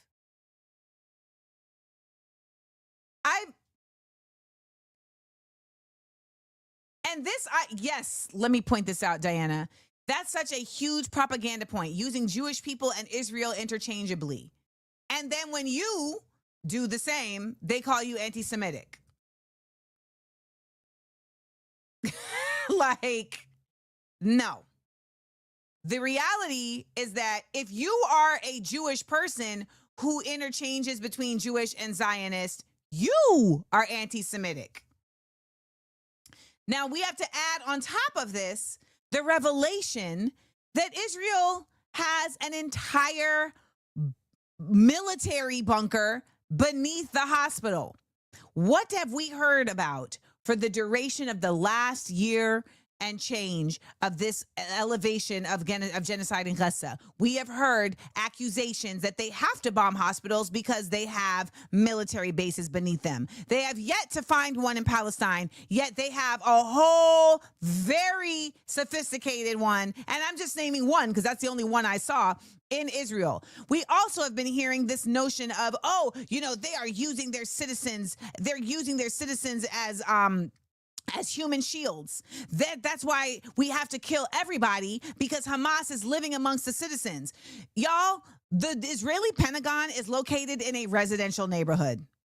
They're literally firing anti-rockets. So they have like rockets that they'll fire that are supposed to go in the air to shut down any of the rockets that are coming to hit them. Those are literally located in residential neighborhoods. People wanted to talk about the kibbutzes and, the kibbutzes were so, peaceful. The kibbutzes were so peaceful. And these were people that were just wanting to live amongst themselves and live amongst each other. But the reality is that the kibbutzes were located on land that was adjacent to Gaza, a concentration camp. Oh, the festival, they were just going to have fun. Can you imagine going to a music festival outside of Auschwitz? What kind of sick person are you? I'm not saying that means you deserve to die, but I'm definitely looking at you sideways. We also know full well that Israel deployed the Hannibal Directive, which is that they can unalive their own citizens for the good of their country. They've done that with hostages. They did that with innocent people innocent is a strong word. They did that with non-military personnel on October 7th. And subsequently after that. So the concept of Israel as some victim is simply a complete fallacy. There is no way to acknowledge that it is. There's nothing representational of it. We've seen copious amounts of videos where they're indoctrinating children from as young as 3 and 4 years old to hate Palestinians, to hate Arabs, to want to see them die. We've seen them stand with their children at a lookout over what is happening in Gaza and pray for it to continue. In the last 24 hours, in the last 48 hours, they've killed more people in Gaza than they have in Iran and Iraq in Iran and Israel combined. Because currently Gaza is plunged into darkness. They do not have Wi-Fi. They're having to use eSIMs that don't allow them to upload at the same rate. They're literally luring people to food aid sites and then taking them out. When I'm talking about these things, this is not about a political standpoint. And for everybody who says this has nothing to do with me, I don't know what to say about that at this point. I really don't. I don't have anything to say about that. I don't even know why I brought it up. So this is incredibly dire. And who knows how far this is going to go, because Iran is like, well, we're not backing down. I was very relieved to see that Bisan is still alive. And I shared a story in my Instagram of a man who was talking about how he would visit his family in summers at the kibbutz. You know, and they would be there right next to the concentration camp. And I want you to also know that a kibbutz may on the outside seem like, oh, this is just, co-op living. It's like a farm. No, they also have the security protection of IDF soldiers. This is a settlement.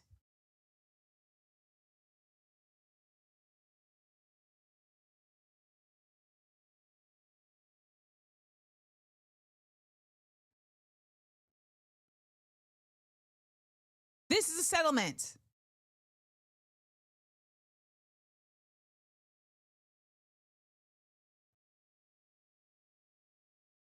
So I've seen Yemen, of course, say that they're going to help. I saw China flew some stuff to help.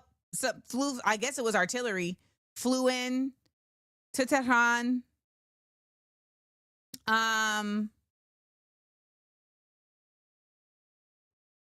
But then you have like Saudi Arabia and Jordan are assisting Israel.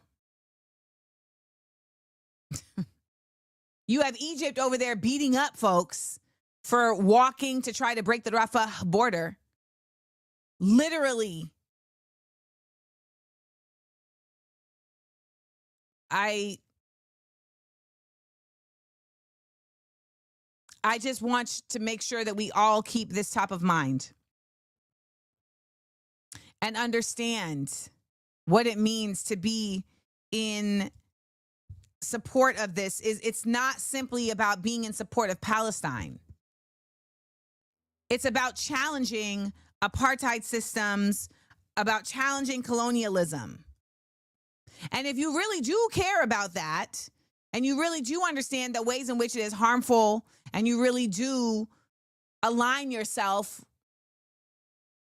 with being against that, you can't simply just be against it when it's happening to you.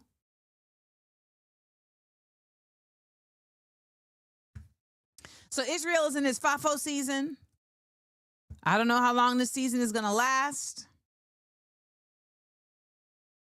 What I do know is that it is imperative that we continue to center the people of Palestine and Gaza and the West Bank, because they are leading a siege in the West Bank right now. And I absolutely believe that what we are witnessing is one of the biggest distractions ever in order to carry out a final solution that seeks to take the lives of everyone in Gaza, as well as expanding the Israeli borders to the West Bank. That is what I believe is taking place. And that when the dust settles, that's what we're going to be left with. Next up, let's talk about the Malaysia Freedom Flotilla. The Malaysia Freedom Flotilla is it's the offspring of the Madeleine. Now you had, people like, I don't need, calling Pierce Morgan people feels like such a generous classification. It really does. It feels so generous because I'm just like, are you really people? Are you? So, Pierce Morgan was going on about how, this was just like them trying to do something. Basically, he was saying that the Freedom Flotilla was clout chasing. That was essentially what he was saying. Now, for those who are just joining us, the Freedom Flotilla was a group of 12 individuals of humanitarian folks, including Greta Thunberg, who is a very well-known little white girl. And they all got on this boat to travel to Gaza in order to help break the siege. They did have supplies on board. Of course, it wasn't going to be enough to actually, break the siege in a legitimate way, but it was the symbolism of the fact. They got there. They were, of course, boarded by Israelis. They were taken into custody, and now the last 3 have been released. So all have been released and returned home. In response to this, though, Tiago, who is one of the members of the flotilla, I think he was actually the captain, he was like, listen, we knew that this was going to end, funny style. However, it was imperative that we do this because we want to be one boat that leads to several boats. This needs to be happening in large numbers. And so that's what we are witnessing now with Malaysia's Freedom Flotilla. During a press conference in Kuala Lumpur by Azmi Abdul Hamid, head of the Malaysian Consultative Council of Islamic Organizations, that's the MAPIM, the campaign, known as the 1,000-Ship Flotilla, aims to dispatch vessels from multiple continents in a coordinated effort to deliver humanitarian aid and pressure Israel to end its siege. According to Abdul Hamid, coordination is already underway with civil society groups in Europe, Asia, and Latin America, and the flotilla idea has received unprecedented support. Unprecedented support. They've also announced plans to launch an international secretariat and financial fund to coordinate. Can someone look up secretariat? I want to make sure I'm referring to that properly. To coordinate logistics, vessel procurement, and outreach. The council appealed to individuals, humanitarian groups, and companies to contribute technical and material support. Now, let me tell you, if you've seen the film Dunkirk, which is about a particular happening during World War II, then, is it World War II? Yes, World War II. Then I feel like you can imagine what this could look like. So the story of Dunkirk is that basically there were these 2 ships that ended up getting bombarded by the Germans during World War II, but then they were so bombarded that they could not make their way home. They were literally just stuck there as sitting ducks, and they did not have a way to get the wounded off the boats. There was no way that they were going to be able to get to safety. And Dunkirk was a little town that said, you know what? We got our little boats out here. And it was also made up of a lot of folks that had been in World War I that felt like, I'm too old to fight in this war, but I really do feel like I got to fight in this war. And they said, you know what, we're going to go out there and we're going to actually help them. So you had all these little personally owned boats that set forth to then go rescue the soldiers off of these 2 boats. Okay. And I can't remember if it was World War I or World War II. Was it World War I? They all run together to me, to be quite honest. It was World War II. Yes. Okay. Yes. British and French soldiers were trapped on small land and were bombarded by German aircraft. Civilians. Okay. So I was right. Civilians took the risk and went to rescue the soldiers. A secretariat, thank you, Celine, is the administrative body or department responsible for handling the day-to-day operations, record keeping, and overall administrative tasks of an organization, particularly in governmental bodies. Okay, there we go. By the way, you all, I'm going to be talking about LA and what's coming up next with ICE and the deportations after this story, so stick around for that.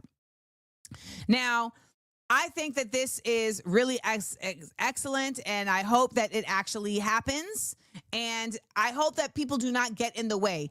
Sometimes when we have these very grand, necessary ideas, we get ego in the way. We get ego in the way, and it really says to me that you weren't really for this in the first place. So let's not let that happen. This is going to require incredible cooperation and Google Translate. So hopefully they'll use some other translate that is not some other translate that is effective, but that is not a part of the Donald Trump empire and regime, because they will absolutely use the Patriot Act to share their Google translations and get in the way.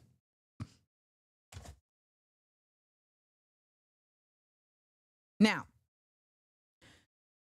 there's a lot going on in the United States. So we done been to Iran. We done been to Israel. We've talked about Palestine. We just popped over to Malaysia. Let's come right back around to this shit show. The next phase of Gree. The next phase of Re. So we have been seeing the protests going on in Los Angeles, and one of the important things that we always have to do is we have to call out when we are seeing mis and disinformation. So let's actually start with the mis and disinformation that we have been seeing around Trump's little parade slash 250th anniversary of the military. Let's take a look at that first. This was on Fox News.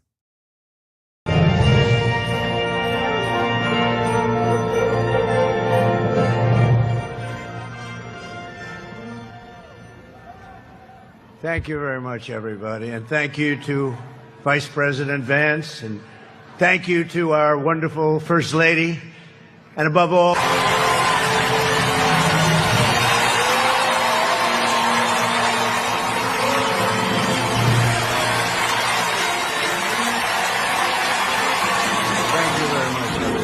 thank you to Vice President Vance, and thank you to our wonderful First Lady.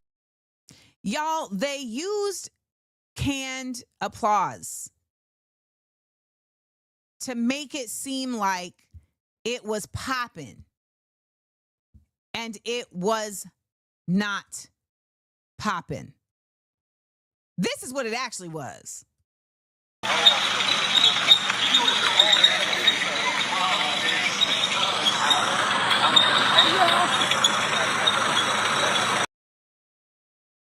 A mess. A mess is what it actually was. So we know,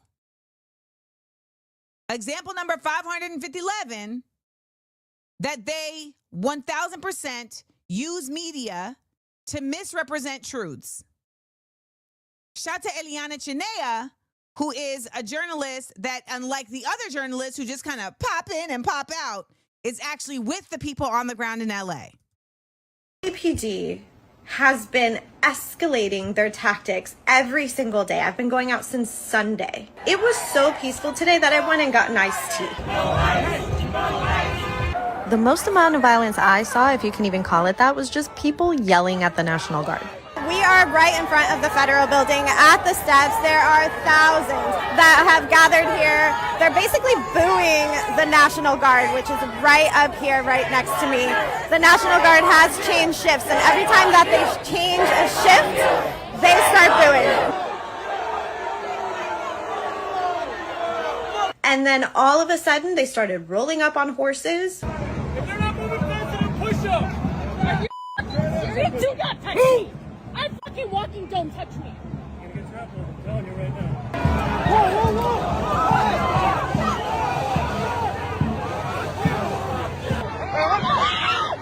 What the oh, what the hell? What the fuck is wrong with you? Okay, so I'm going to stop this because we actually have Dr. Mohammed, who is in Gaza, Mohammed Anwar. And Mohammed, in order for you to come on here live, I have to send you a link. And I don't know if the internet is going to give you what you need, but I'm going to DM it to you on Instagram right now, and you can use this link to join me live. So let me do that. Give me 1 second. I'll let this play while I'm doing that. Could have killed her. Everyone is extremely upset. They're putting on their riot gear and their gas masks. So everybody's dispersing. It's only 4 o'clock. Curfew isn't set until 8 p.m.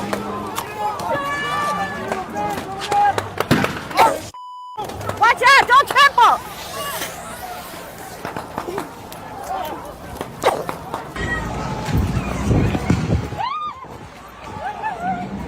You can see the smoke behind me. Y'all. They just started trampling people, throwing rubber bullets into the crowd. And all of LA and Temple is smoking. Where did they tell y'all to go? They're trying to pedal us in. So they've pedaled everybody in. There's nowhere to go. Now, I don't know if there's already been a call to action for this, but everyone needs to start calling the representatives, start calling your Congress people, start calling the senators, start calling the governor. This cannot continue to happen. So, we know this. We know this is really happening in real time. And I really want to shout out Eliana, and hopefully I can get her on here because she's really on the ground doing the work that these fake reporters and journalists claim to be doing. And the truth is that there really is no no reason why, if you're really about it, why are you leaving? Jaila, this actually is not breaking news. This actually isn't breaking news. There was a protester in Utah that was unalived, and he wasn't even who they were trying to shoot at. How about that? He wasn't even the person that they were trying to shoot. So when we're seeing what's going on, it makes us, I hope, say to ourselves, okay, this is escalating higher and higher and higher. And how can I be of assistance? So first of all, I want to let you know that I'm going to put this on the screen, and then I want you to screenshot it so that you can come back to it later. These are immigrant resources that are, and organizations to support. So take a moment and screenshot this. But the police have been given a license to kill long before this. You got the guy down in Brandon in Florida who said straight up, if you're protesting, we will kill you. We can kill you. And you're completely right, Lisa Turtle. And I'll talk about this in my PSA, that we need to do more than what we are doing. And I also want to commend everyone who is doing what they are doing. And I'll speak more to that a little later. Okay, so y'all got your screenshots of this? Fabulous. So now some of us might be still asking, like, what is the end game of this? What is the goal of this? Why are they doing this? Well, here is a labor lawyer to give you some insight.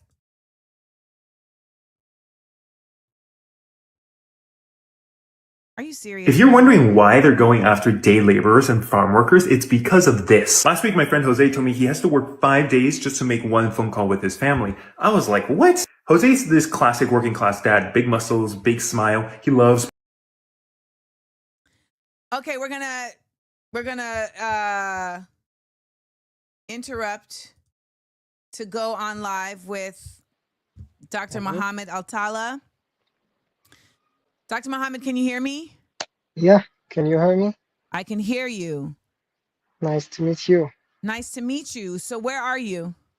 I'm now in Gaza, at the middle area of Gaza Strip. In the middle area of Gaza Strip. Okay. Yeah. So the floor is yours. You hear me, yeah? I can hear you perfectly, yes.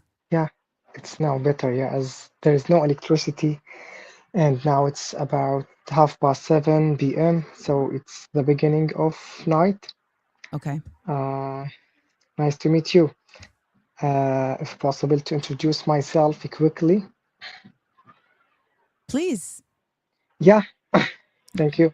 I'm Dr. Mohammed Altalla, a teaching assistant at the Faculty of Medicine here in Gaza, and also a doctor in the surgical department at Al-Aqsa Hospital. This hospital based in Deir al-Balah at the middle area of Gaza. This is one of the last three functioning hospital in all Gaza Strip. And as you know, the situation is worse and worse. And just a moment before I get in this life, a huge airstrike occurred in area near me, and really no words can describe what is occurring now in Gaza, especially in the hospital. All the hospitals here are overwhelmed by victims, and also recently we have admitted cases of malnutrition from different age group, children, women, and elderly. And a lot of these cases are coming from the nutritional distribution center at the south points in Rafah and at the middle point in area called Netzarim. Every day we manage and we admit about 100 of cases, and these cases need surgical operation. And as you know, the crossing till now is closed since the 2nd of March 2025 till now, and they didn't allow till now for nutrition, for medication, for the basic medical supply to enter Gaza Strip. So we are facing now challenges, many challenges regarding the food, regarding the medication, regarding the number of beds in the hospital, as almost all hospitals are out of functioning. There are three main functioning hospitals. One at north of Gaza, it's called Al-Shifa Hospital. I think you heard about it. And this hospital didn't work by its whole capacity, as it's damaged in 2024. And they are working with, I think, 200 or 150 beds. And the other hospital that I'm working on it at the middle area in Deir al-Balah, Al-Aqsa Hospital, with a capacity of 300 bed. And the last one, Nasser Complex Hospital. This Nasser Hospital now in evacuated, in Khan Yunis, in this place area. They announced 1 week ago to the people at that area to evacuate and displace from this area to area called Al Mawasi. And the only building that is allow for the people to come in and out is the Nasser Complex Hospital. And the movement at that hospital is so dangerous. Any movement to or out from the hospital need a coordination with the military army. Any movement. And also there is a small hospital called Al Amal Hospital, which is under the umbrella of the Palestinian Red Crescent Society.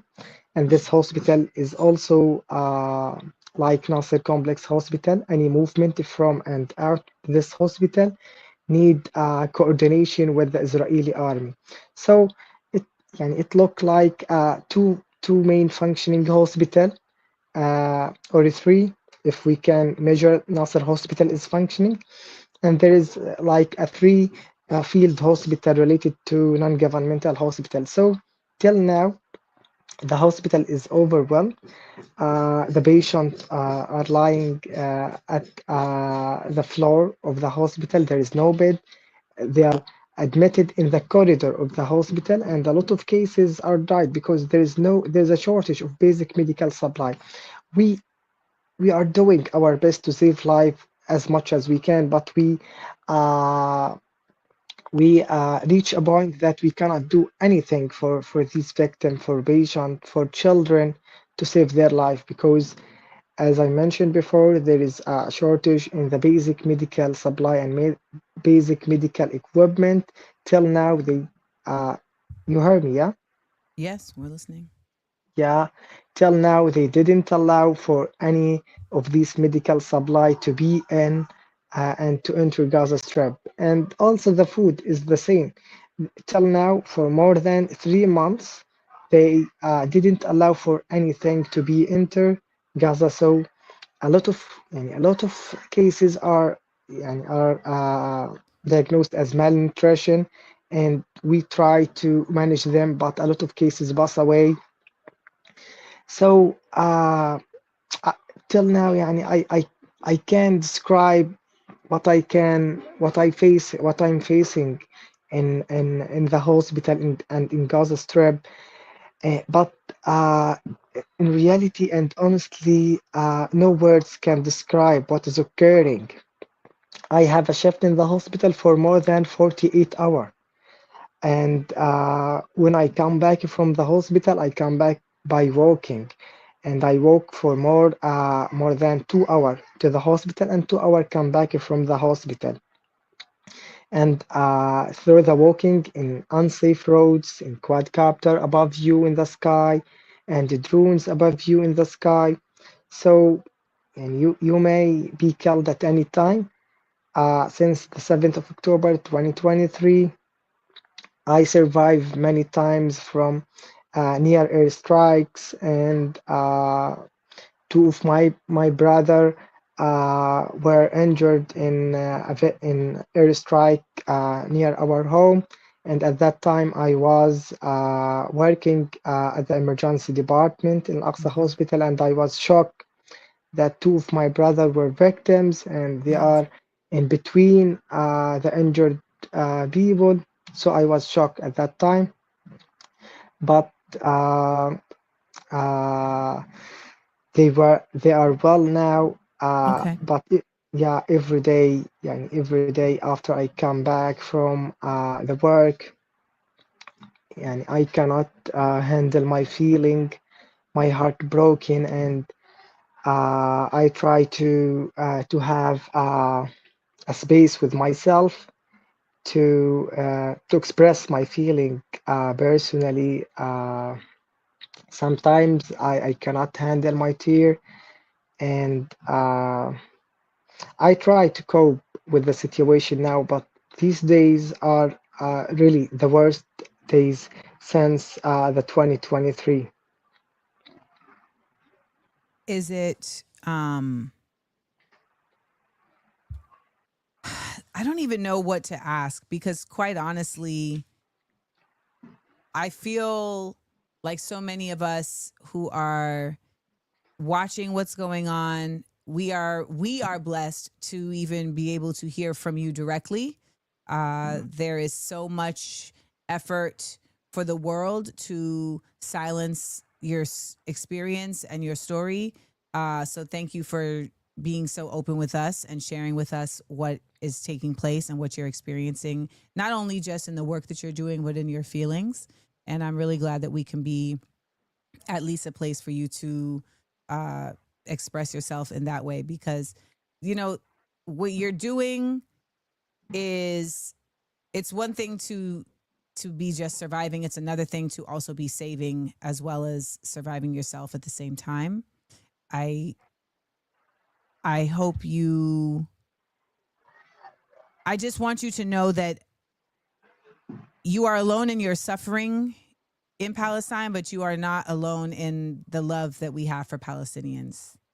And people like you who are risking your life, not only to save your people, but also to share with us, you are living long after the work that you're doing by imprinting your stories and by really exposing the hatred that they have managed to keep quiet for so long to the rest of the world. And this gives the rest of the world an opportunity to show up in ways that we unfortunately have not for Palestinians. We know that there are other people in the world who are experiencing harm, who are experiencing hurt, who are experiencing, exploitation. What is special about the experience of the Palestinians in this particular moment is that you all are the voice of those people. You're not just the voice of Palestinian people. You're not just the voice of the doctors. You're the voice of all of those in the world who are suffering at the hands of Israel, of the United States, and of these other powerful white people, basically. And so I thank you. I thank you for that. I thank you for opening our eyes. And I don't want to, there's so many of us who are like, we wish we could do more. And we do. We do wish we could do more. And sometimes I feel like the only thing that can be done is to remind somebody that they are seen. And we see you. We see you. And I hope for your safety. And I hope that you, like the rest of us, get to see a free Palestine very soon. And we are watching what's going on in Tel Aviv right now. And all most of us say to ourselves is, well, what do you expect? So we know that Allah is always fair and righteous. And even if we are not seeing it with our eyes, we feel it in our hearts. And I genuinely want to thank you for sharing with us. Thank you. Is there anything that you want us who are watching from the safety of our own homes? Is there anything that you feel like we can be doing that you want us to know about? Yeah, at first I would like to thank you because I follow you from the beginning and I appreciate all your efforts, and I see your lives many times, and really I appreciate your support for Palestinian through this genocide. And really I would like to tell you that I'm proud of you. With your support give us a hope, and we feel you, and we feel that you are standing with us. And this is what make us strong, and what give us the energy to continue. I think people in worldwide get the energy from food, from relationship, but as you know, here there is no food, but we get energy from your standing, from your support, from your effort. Really, I appreciate all of this, and I'm really proud of you. You are our eyes, and you are our speech in the worldwide, and you send the message, and you help us to send our voice and to raise our voice in the world. And now I think all the people and all the population know more about Gaza, because really we are a human, we are not a number. Until now there is more than 60 or 70,000 people are killed. Every one of them have a story and had a family, had his own dreams. They killed, and no one mentioned that. No one mentioned their story. I don't know if you can feel what I should say, but words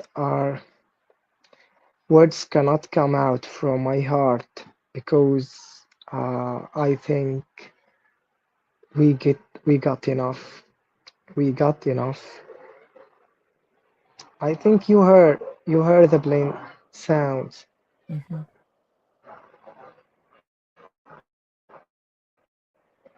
Yeah, we cannot sleep. We cannot sleep for 1 hour safely. At every hour there is airstrike, and the sounds of airstrike, even if the airstrike is far from you, the sound will affect you. Everything will affect you. We are not a number. Personally, I'm a teaching assistant and a doctor, and I have my dreams to take and to start my specialty and to continue my specialty in surgery. And I have a plan to travel abroad and to have a master degree at first, and then to continue my specialty. What But type the of crossing, specialty? What's your specialty? general surgery. I'm now volunteering general surgery for more than two years. So I have a good experience in general Yes. surgery, and also I'm a teaching assistant for general surgery. To know, during the war, as we have a shortage in medical staff, I resumed that training program for the medical student in May 2024, and we have a graduate in December 2024 in Al Azhar University. And these graduate doctors help us nowadays, as there is a shortage in medical staff, and also there is a few mission of international doctor and can come and help us here in Gaza, but this is not enough, Yeah. as there is no and a shortage in medical staff. So these graduates help us and support us in the hospital. So we try to do our best. And personally, I till now I have a dream and I have my own story, and I hope this genocide will end soon, and then I can resuming my plan and my dream as last year to know last year I have unconditional offer for a master degree in my dream specialty, as there is a shortage in academic doctors. So I take a plan to have a master at first, then to resume my specialty in surgery. So I have a conditional offer for a master degree in United Kingdom University, Okay. and because the crossing is closed, and I missed a great full scholarship for this master degree. So again, I reapply again because I have a hope. May this genocide end before September 2025, so I can start my master degree again in UK again, but I miss full scholarship in 2024. But I have a hope this genocide will may be ended soon. So after that, the crossing may reopen and I can travel and start my dream, because these 2 years look like not 2 years, look like 20 years. Yes. We have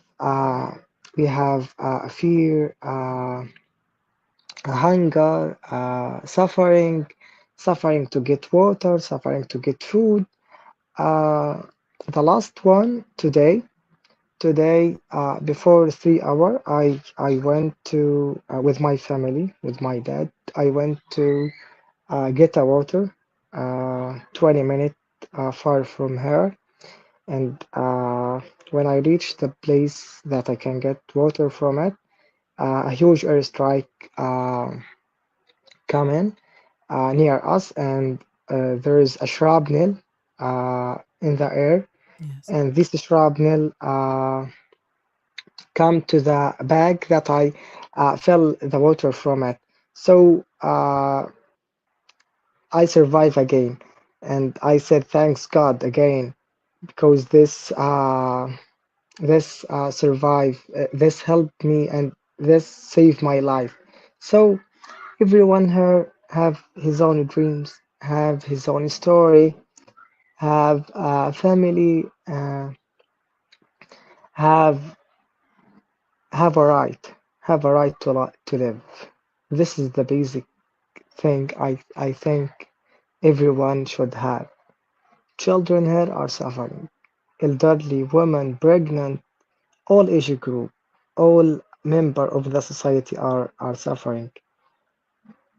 I don't know what to say, No, but you've said so much, and I want to thank you for telling us how we can best be supportive, even if it's on a spiritual level, and sending our energy not only to you, but also using our voices to do exactly what you said, which is to acknowledge that Palestinians are people and not just numbers.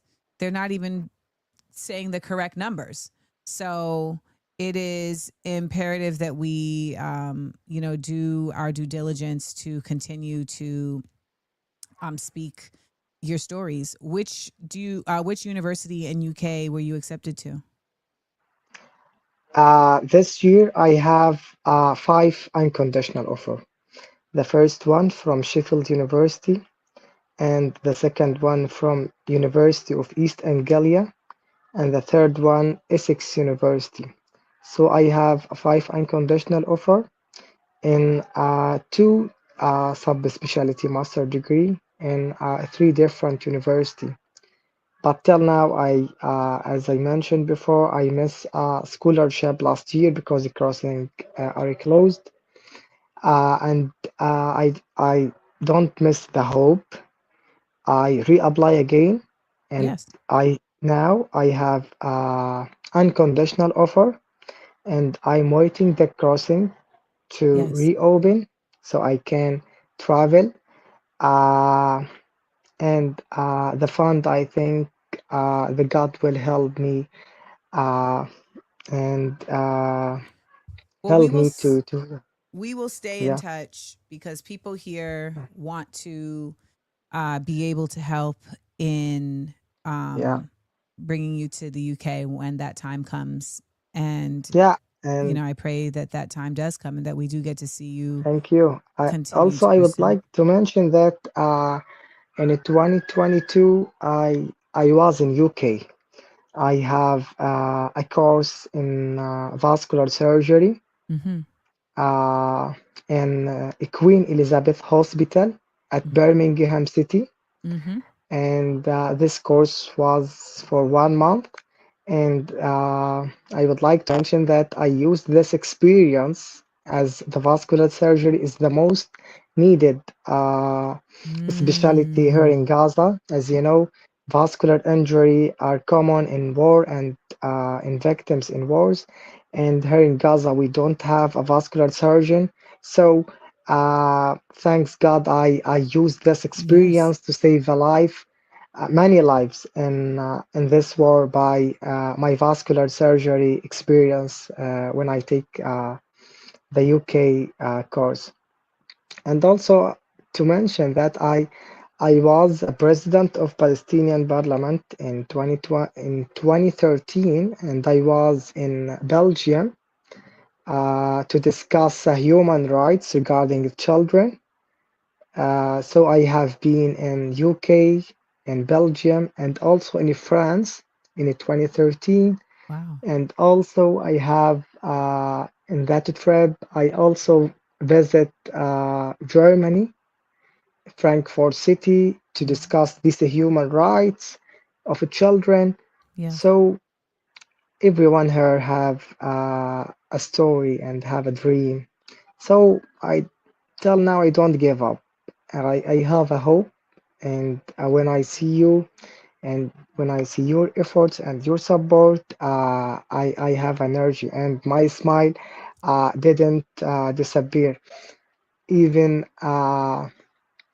I smile in all faces that I met in the hospital, even children. And this, I think, this is a part of management. Yes. Thank you, Thank you, Dr. Mohammed. And we're praying for your thank safety. you, thank you. Nice to meet you, Inshallah. and I hope to meet soon. And I would like to thank your follower for their Yes. kind message. And I would like to send a message for who are protesting for Palestine and for Gaza in all countries, in US, in UK, in Europe countries, and in Arab countries. Uh, your protesting give us a hope. Keep going, and thank you again. Thank you, and we will keep in touch for more updates and for more in use. Thank you. Are the eSIMs helpful that people are sending? Are you all able to access them? The eSIM card. People are, yeah, you know, sometimes we don't know if it's a scam or if it's actually helping you all. So like we're seeing messages saying to send eSIMs to Palestinians so that you can use the internet. Yeah. Today morning, the connection cut off from the middle and south area of Gaza, and it just come back before 3 hours. In the last few days, they cut off the internet for I think 4 days, and they return it.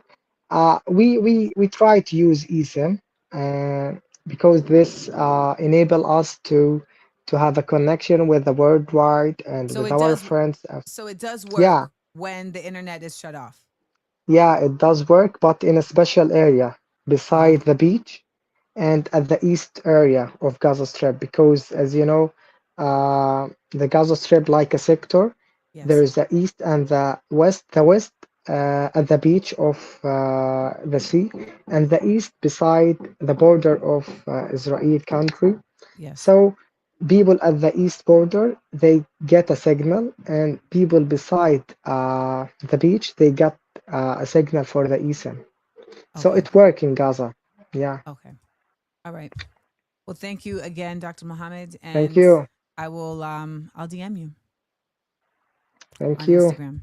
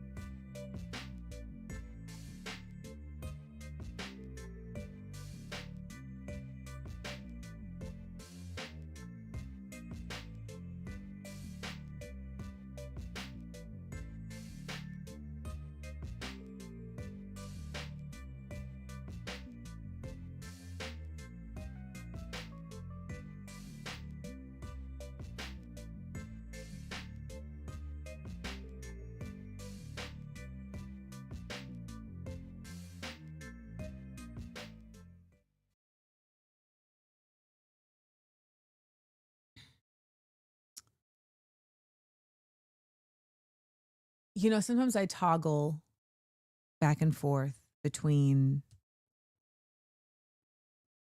you know, the simplicities and the complexities of what it is to be living. And the toggle happens because we see how complex just life is, the required necessities of just existence. And then in that same breath, I am reminded also how simple it is to show up for the living. How necessary it is also to remember that simplicity. And, you know, as I was sitting here, I had to really withhold from the natural instincts that we do, which is, well, what can I do to help? What can I do to help? Which I think sometimes is really us centering ourselves, right? Sometimes, not all the time, but sometimes it's censoring ourselves. And then sometimes people just need to be seen. You know? Like, that's why I had to like unfriend people who wouldn't let me vent. Right? There's something about this human existence. And again, I don't know where we're from. I don't know where we came from. I don't know how we got here. But I do know that within our existence of being here, there's always been a necessity to be seen. Always. The cave paintings, the burial rites. There's always been a necessity to be seen. And I don't necessarily mean to be given just like attention, which is its own thing, right? I think it's also to know that your existence happened and is happening. Sometimes we're able to do that for ourselves. And often it really is work that we're doing for others. Like sometimes my mom will be talking to me on the phone and she's just talking. And I don't want to talk. But she's really exercising a need to be seen.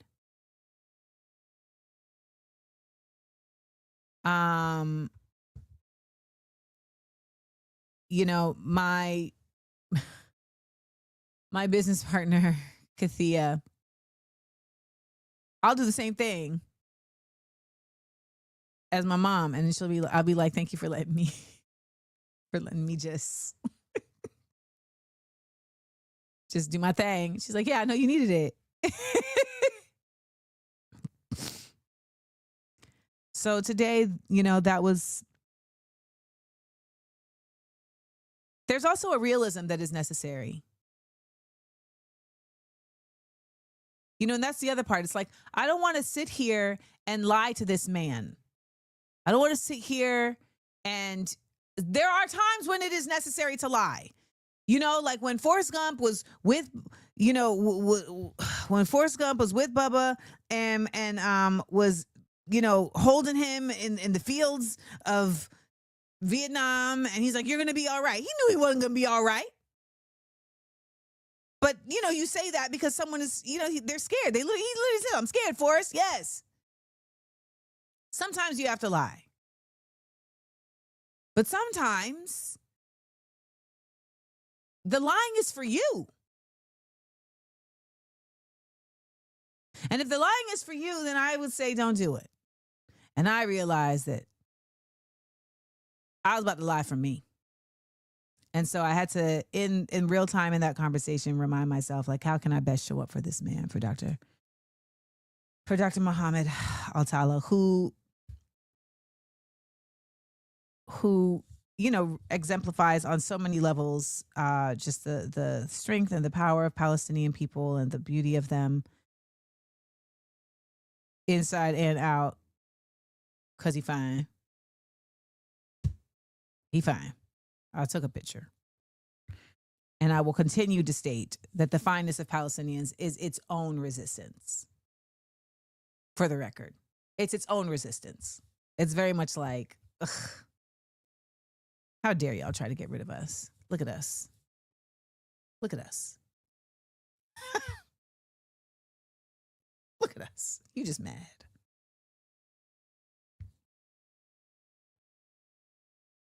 So I thank y'all for being here with me. And I am so honored that we could give space to Dr. Mohammed and acknowledge his experience. And then of course I started crying when he acknowledged me, because I don't even think of myself in this scenario. But I'm glad we were able to do that. Fine. Every time. Every time. Every time. So, I guess I will continue the conversation around what's going on in LA tomorrow. I'm sure there'll be new information. Trump is coming after Democratic cities. And he has literally said it verbatim, that he is coming to specifically Democrat cities. And I want you to think about this so that tomorrow I want you to be able to come here and I want you to be able to tell me what your expectations are for the leadership in your cities and what you're going to do to demand it. Because it was all conjecture and now it is very specific. So there's no more towing the line or walking the line. It is very specific. So, so nice to see Meg here. What are your expectations for the leadership in your city? Meg, can you rewrite this and add for the Democrat leadership in your city? What are your expectations for them? And how are you going to demand them of it? Okay.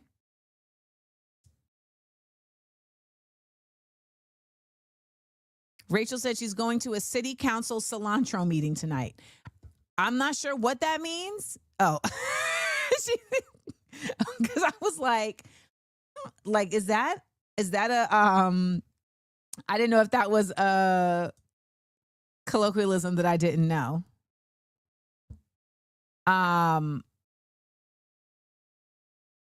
But the city council cilantro meeting also sounds like they're going to serve guacamole or nachos, which I'm with you, Hamid. I love cilantro.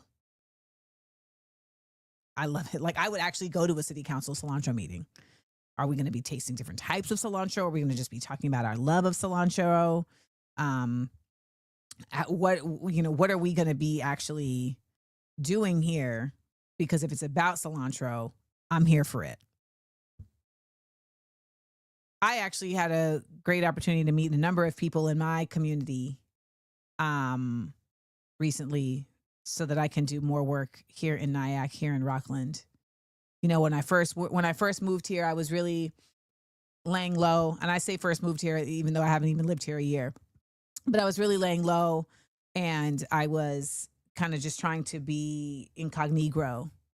And now I realize that that's just, again, going against the reality of my purpose. So I will be here loudly.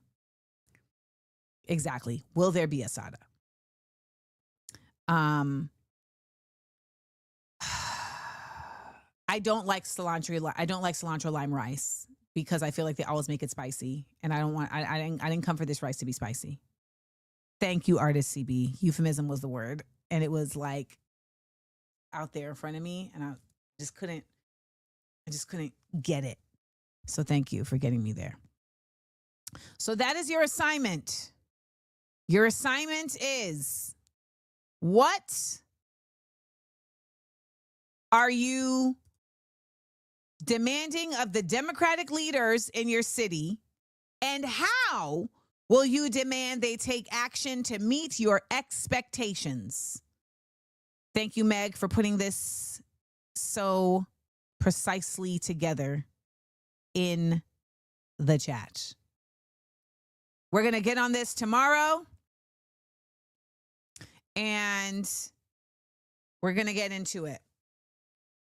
In the meantime, in between time, I want you to make sure that you check out what Trump said about these Democratic cities. He said it on Twitter. All right. But that is what we're going to talk about tomorrow.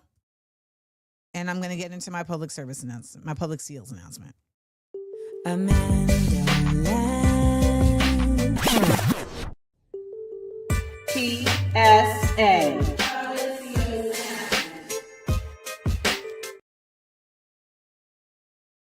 So, the lovely Logan, who came on the show, focused on infinity, she made a video where she was saying, you know, if you just sit with me, I'm going to, in 30 seconds, like, give you 2 reasons why performative protests are useless in this climate of where we are. And I'm just using that to lead into where my thought came from. Because my thought that it came from, because I feel like I would lean into that naturally. And then I realized I need to remember something. So when we say where we are now, one of the things that a lot of us are forgetting are, well, two things a lot of us forgetting are, one, we are not all in the same place. We might be physically, but mentally we are not all in the same place. And two, we forget that the timeline of the United States has not been linear in its efforts towards liberation. What I mean by that is that the people of the 50s and 60s may not have had Wi-Fi. They may not have had 24-hour news cycles. They may not have had social media, but they had far more access to actual objective journalism than we do. They had more information of quality than we do. We get the quantity, they had the quality. After the 60s and 70s, which was the civil rights movement, the Vietnam protests, the Black Arts movement, the Black Pride movement, there was a nationally government-wide concerted effort to do a full suppression of education about the history of this country and about the history of the South. So when we talk about what is valid here now, we must remember these two things in order to best acknowledge the range of tools to use. When we say that performative protests are useless now, we're forgetting that for some people, a performative protest is their first protest. It's really their first instance at resistance.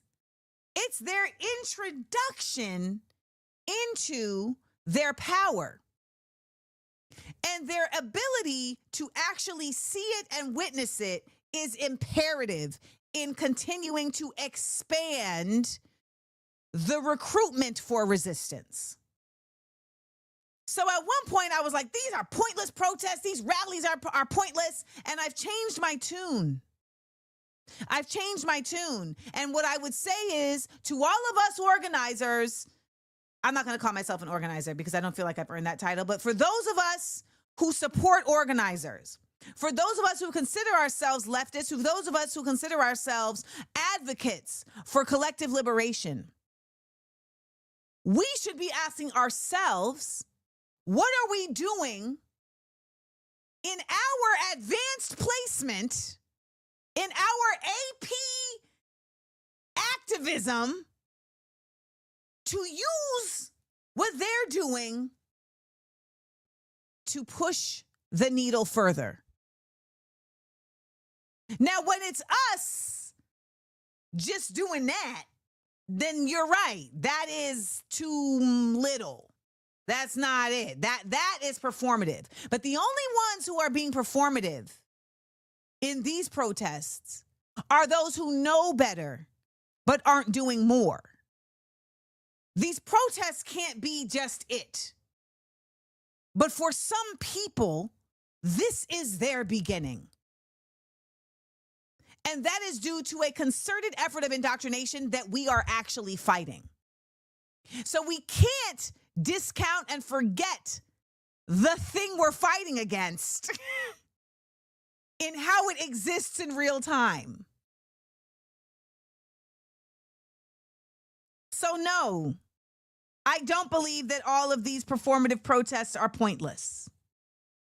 I do, however, believe it is imperative that we use them to advance as well as to shield the work that we have been doing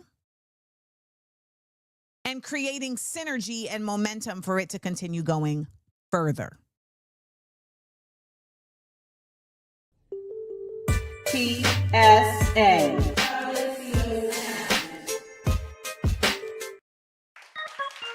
Hey! Wow, this was a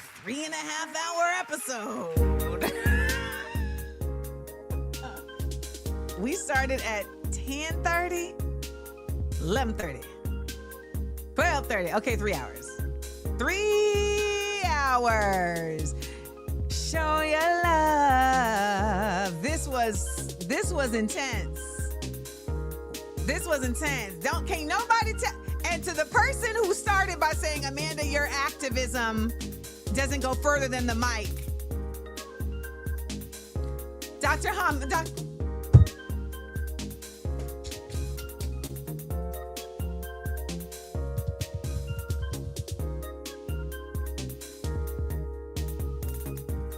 Dr. Mohammed proved that simply is not the case. But this is why the mic is so important. You know, this is why we can't take for granted the power of this device. And in my show, What Would the Ancestors Say? Harriet Tubman speaks to the problematic nature of the podcast bros. And what she says is that, you know, the mic has a cord, and the cord is a root. It's a root that can travel, that along it can travel poisons as well as nutrients. And so what are you sending along the route through your mic? You know, that's what I challenge myself to do all the time, is to ask myself that question. And that is why I've had to change. Well, I won't even say I've had to change. I just simply evolved. You know, you keep challenging yourself, you're going to evolve. You keep challenging yourself, you're going to evolve. And so I've evolved. And Rakeem said, where was the person who wanted to rush to the news? You got it. I don't know if that's your particular British accent, but so, yeah. Show your love. Show your love. Show your love. Yeah, yeah, yeah. Show your love. Ooh. Say, hit me in the cash app, baby. Drop a super, baby. Show your love. Show your love. Show your love. Show your love. Scooby-Doo-Doo-Doo-Doo-Doo-Doo. Want to remind you all to please sign up for my newsletter. Go to amandaseals.com. Sign up for my newsletter. We are dropping one either tomorrow or Wednesday that will have a lot of updates about a lot of dope stuff coming up. Want to remind you to also consider subscribing to my Patreon. It is $5 a month, and it is a great way to support the work that I do in a consistent fashion while also being a part of a really dope community of thinkers, of lovers, and of fighters. So I hope that you guys will consider doing that, because it is very great to have our burgeoning community of Patreon continue to exist in the midst of all the trash whackness that is happening here. I will see you all tomorrow. I hope that you carry what we did here today with you. It was beautiful. It was powerful. It was necessary. And even though it was heavy, you know, the only way to get stronger is to continue to work them muscles. Right? The only way to expand is to continue to force yourself beyond the limits of comfort. Right? And so in order to do that, you got to get in there. So I appreciate you all. Have a great one. 30 seconds of stillness.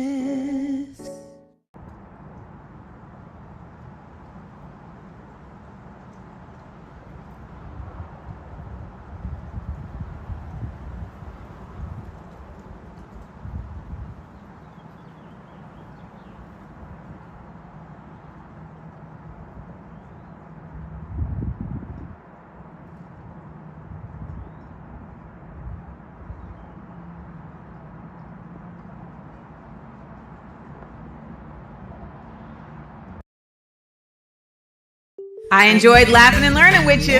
please make sure to like, comment, and subscribe. And tell your friends. Also, listen to the podcast. It's available everywhere pods are casted. Listen ad-free by subscribing to Patreon Amanda Seales. Come on and join the Seales Squad. Views from AmandaLand, live 10 a.m. Eastern, Monday through Wednesday, with content on Thursday and Friday at YouTube Amanda Seales TV. Smart, funny, and